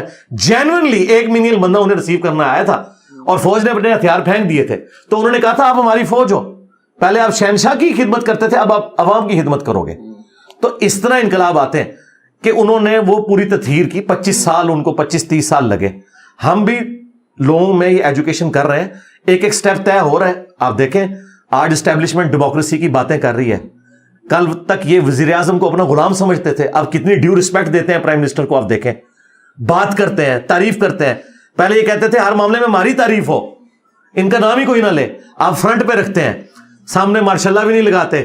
ٹھیک ہے، تو سٹیپس تو طے کیے ہیں انہوں نے. ابھی بھی بہت زیادہ بہتری کی ضرورت ہے سر، کیونکہ آپ نے آنٹولوجیکل ڈیبیٹس بھی کر لی، واچ میکرز آرگیومنٹ بھی کیا، اس پہ نوزہ بھی ڈسکس ہو گیا. لوگوں کے جو سوال تھے اس پہ ختم کرتے ہیں. یا بہت زیادہ لوگوں نے کامنٹ کیا یہی والا کہ اگر ہر چیز پری آرڈینڈ ہے، اگر خدا کو سب کچھ ہی پتہ ہے تو مجھے کیوں گناہ مل رہا ہے؟ تو سب کچھ لکھا ہوا ہے. نہیں، فری ول والی جو ڈیبیٹ ہے، ایٹرنل ڈیبیٹ، دیکھیں یہ تو بالکل سمپل چیز ہے. آپ اس کو ذرا اس سے نکال کے ذرا اپنی ان خواہشات کی طرف جائیں جو آپ اپنی مرضی سے پوری کرتے ہیں. ادھر تو خدا کو آپ نے کہیں نہیں رکھا ہوا، آپ اپنی مرضی سے سارے معاملات کر رہے ہوتے ہیں نا. اگر آج آپ کا دل کر رہا ہے کہ آپ نے جا کے فاسٹ فوڈ کھانا ہے، وہاں تو نہیں آپ کہتے کہ پتہ نہیں تقدیر میں لکھا ہوا ہے کہ نہیں. آپ کر گزرتے ہیں نا. جب آپ کر گزرتے ہیں تو پھر میں کہتا ہوں آپ کی تقدیر میں لکھا ہوا تھا. ٹھیک ہے، اس کا تعلق پاسٹ کے ساتھ ہے، مستقبل کے ساتھ نہیں ہے. مستقبل اللہ کا علم ہے، وہ کسی کے علم میں نہیں ہے. وہ پیغمبر کے علم میں بھی نہیں ہے کہ کسی شخص کی آخرت کیا ہونے والی ہے، سوائے ان لوگوں کے جن کا نبی الاسلام کو بتا دیا گیا. ہم نے چلنا ہے جو ہمیں گیون سرکمسٹانسز ہیں، اور نبی الاسلام نے اسے بڑا انٹلیکچوئل سولوشن دیا ہے اس کا. بخاری مسلم دونوں میں حدیث ہے، نبی الاسلام نے فرمایا کہ اللہ کے پاس ایک کتاب ہے جس میں لکھ دیا گیا کس نے جنت میں جانا ہے اور کس نے جہنم میں. تو سیدنا علی نے یہی سوال کیا جو آپ نے کیا. ان کا یا رسول اللہ اگر یہ فیصلہ ہو چکا ہے تو ہم عمل کس لیے کر رہے ہیں؟ ٹھیک ہے، پھر ہم لکھے پہ اعتماد کر لیں. تو آپ علیہ السلام نے اس کا بڑا انٹلیکچوئل جواب دیا. آپ نے فرمایا عمل کرو، جنتیوں کے لیے جنت والے عمل آسان ہو جائیں گے اور جہنمیوں کے لیے جہنم والے عمل آسان ہو جائیں گے، تم عمل کرتے رہو. پھر نبی الاسلام نے قرآن کی آیات تلاوت کی. فَأَمَّا مَنْ أَعْطَى وَاتَّقَى وَصَدَّقَ بِالْحُسْنَى فَسَنُيَسِّرُهُ لِلْيُسْرَى. جس نے روش اختیار کی، نرم دلی کی اور ہر اچھی بات کی اس نے تصدیق کی، ہم اس کے لیے آنے والی منزلیں آسان کر دیں گے. اور جس نے بخل اختیار کیا، یعنی حقوق بات سے بات سٹارٹ ہو رہی ہے، اور ہر سچی بات کو ڈینائل کیا اس کے لیے آخرت کی منازل مشکل ہو جائیں گی. نبی علیہ السلام نے دونوں چیزیں بتائیں. تو میں مسئلہ حل کر رہا ہوں. میں آپ کو جنت کا ٹکٹ ابھی دے دیتا ہوں، آپ جنتیوں والے کام شروع کرتے ہیں. تو آپ جنت آپ کے لیے آسان ہے, آپ اپنی تقدیر خود بنائیں. اور اگر آپ جہنم والے عمل کریں گے, جہنم آپ اپنے لیے پکی کر لیں گے. یہ اللہ کا علم ہے. جس طرح ایک نالائق اسٹوڈنٹ آخری دن جب ٹیچر کو ملنے آئے, آپ ڈاکٹر تیمور صاحب کو ملنے جائیں اور وہ کہ بیٹا تو نے پورے سال نہیں پڑھا, تو فیل ہو جانا ہے, اور فیل بھی ہو جاؤ, تو ڈاکٹر تیمور صاحب کا قصور ہے یہ تہاڈا, آپ کا اپنا قصور ہے. ان کو میں پرسنلی نہیں پسند, مجھے تو اچھا نہیں, اگر واقعی آپ کوئی نیوٹرل, تو اس طرح یہ اللہ تعالیٰ کا ایکسپرٹ اوپینین ہے مستقبل میں, وہ ہمیں نہیں پتا, وہ اللہ کا علم ہے, ہم اس کے پابند نہیں ہیں. ہم پابند ہیں جو اللہ نے ہمیں گیون سرکمسٹانسز دی ہیں, ہم اس پہ عمل کریں گے, وہ ہمارے لیے آسان ہوں گے. اور یہ واحد چیز ہے آخرت جس کے بارے میں قرآن میں اللہ نے کہا اللہ اپنے وعدے کے خلاف نہیں کرتا. دنیا میں ایسا ہوتا ہے کہ آپ محنت کریں اور ناکام ہو جائیں, ڈیسٹنی آپ پہ غالب آ جائے. آخرت میں آپ پہ تقدیر غالب نہیں آئے گی. اگر دنیا میں آپ نے اللہ کی توحید کو مانا ہے, پیغمبروں کی پیروی کی ہے, تو یہ نہیں ہوگا کہ بیڈ لک ہو گئی. بیڈ لک صرف دنیا تک ہے. اس لیے قرآن میں اللہ کو بار بار یہ کہنا پڑا ہے اللہ اپنے وعدہ خلافی نہیں کرتا, وعدہ خلافی نہیں کرتا. کیوں کہ انسان کو یہ وہم آ سکتا تھا کہ دنیا میں میں نے محنت کی, میں ناکام ہو گیا, ہو سکتا ہے یہاں میں نمازیں پڑھتا رہوں, آگے میرا پھر بیڑا غرق ہو جائے. تو اللہ نے کہا آخرت کے معاملے میں ایسا نہیں ہوگا, بیڈ لک نہیں ہوگی. آخرت آپ نے اپنی خود بنانی. اس پہ میرا ایک جملہ یاد رکھیے گا, اگر آپ آخرت اپنی مرضی کی گزارنا چاہتے ہیں نا, تو دنیا اللہ کی مرضی کی گزارے. اور اگر آپ خدا نخواستہ آخرت اللہ کی مرضی کی گزارنا چاہتے ہیں جہنم کے حوالے سے, پھر آپ ٹھیک ہے موجے مارے, اپنی مرضی کی زندگی گزارے, کوئی مسئلہ نہیں ہے. تو یہ ایک ایویں ایسکیپ روٹ لوگوں نے تلاش کیا ہوا ہے کہ جی وہ تقدیر میں میری لکھا ہوا تھا. یہ کہاں لکھا ہوا ہے کہ تقدیر میں لکھا تو تم نے یہ کرنا ہے؟ قرآن تو ہمیشہ رسولوں کا مقدمہ اس پہ قائم ہے کہ فری ویل ہے آپ کے پاس. انا ہدیناہ السبیل اما شاکرا و اما کفورا, ہم نے ہدایت کا راستہ واضح کر دیا, خواہ ناشکری کی روش اختیار کرو خواہ شکر گزاری کی روش. لیکن آخرت ایک جیسی نہیں ہوگی. فری ول کے اوپر رسولوں کا مقدمہ قائم ہے. اگر یہ فیصلہ ہو تو یہ پیغمبر کیوں آئے, کتابیں کیوں دے کے گئے کہ فری ول ہے آپ کے پاس. ہاں جن چیزوں کی فری ول نہیں اس کے آپ اکاؤنٹیبل نہیں, یعنی آپ اس چیز کے اکاؤنٹیبل نہیں ہیں کہ آپ کی شادی اب کیوں نہیں ہوئی ہے, پتہ نہیں آپ. اچھا ٹھیک ہے. اچھا اب آخرت میں اللہ نے آپ کو یہ نہیں پوچھنا کہ آپ کا قد اتنا کیوں تھا, آپ کا پہلا رشتہ آپ کے قد کی وجہ سے کیوں ریجیکٹ ہو گیا, اور دوسرا رشتہ داڑھی کی وجہ سے کیوں ریجیکٹ ہو گیا, اور تیسرا شلوار قمیض کی وجہ سے کیوں ریجیکٹ ہو گیا. یہ آپ سے نہیں پوچھا جائے گا. ٹھیک ہے, جو چیزیں تقدیر سے تعلق رکھتی ہیں, آپ نے اپنے ماں باپ یہ کیوں چوز کیا, فلاں جگہ کیوں پیدا ہوئے, آپ سے وہ پوچھا جائے گا جو آپ کے اختیار میں, کہ آپ نے لوگوں کے ساتھ خیر خواہی کرنی ہے, آپ نے خدا کو رسپانس کرنا ہے, آپ نے نماز پڑھنی ہے, آپ نے حرام خوری نہیں کرنی, کسی کو دھوکہ نہیں دینا, ماں باپ بیوی بچوں کے حقوق پورے کرنے ہیں. یہ وہ ہیں جن کے آپ کو اختیارات دیے گئے ہیں, اور یہ چیزیں تقدیر کے ساتھ تعلق نہیں رکھتی ہیں, یہ آپ کی فری ول کے ساتھ تعلق رکھتی ہیں. ہاں گیون سرکمسٹانسز مختلف ہو سکتے ہیں, اسی لیے آخرت میں نیکیاں تولی جائیں گی, گھنی نہیں جائیں گی. ہو سکتا ہے آپ کی ایک نماز میری 1 لاکھ نمازوں پہ بھاری ہو, کیونکہ آپ کو گیون سرکمسٹانسز ویک دیے گئے. یہ ذہن میں رکھیے گا.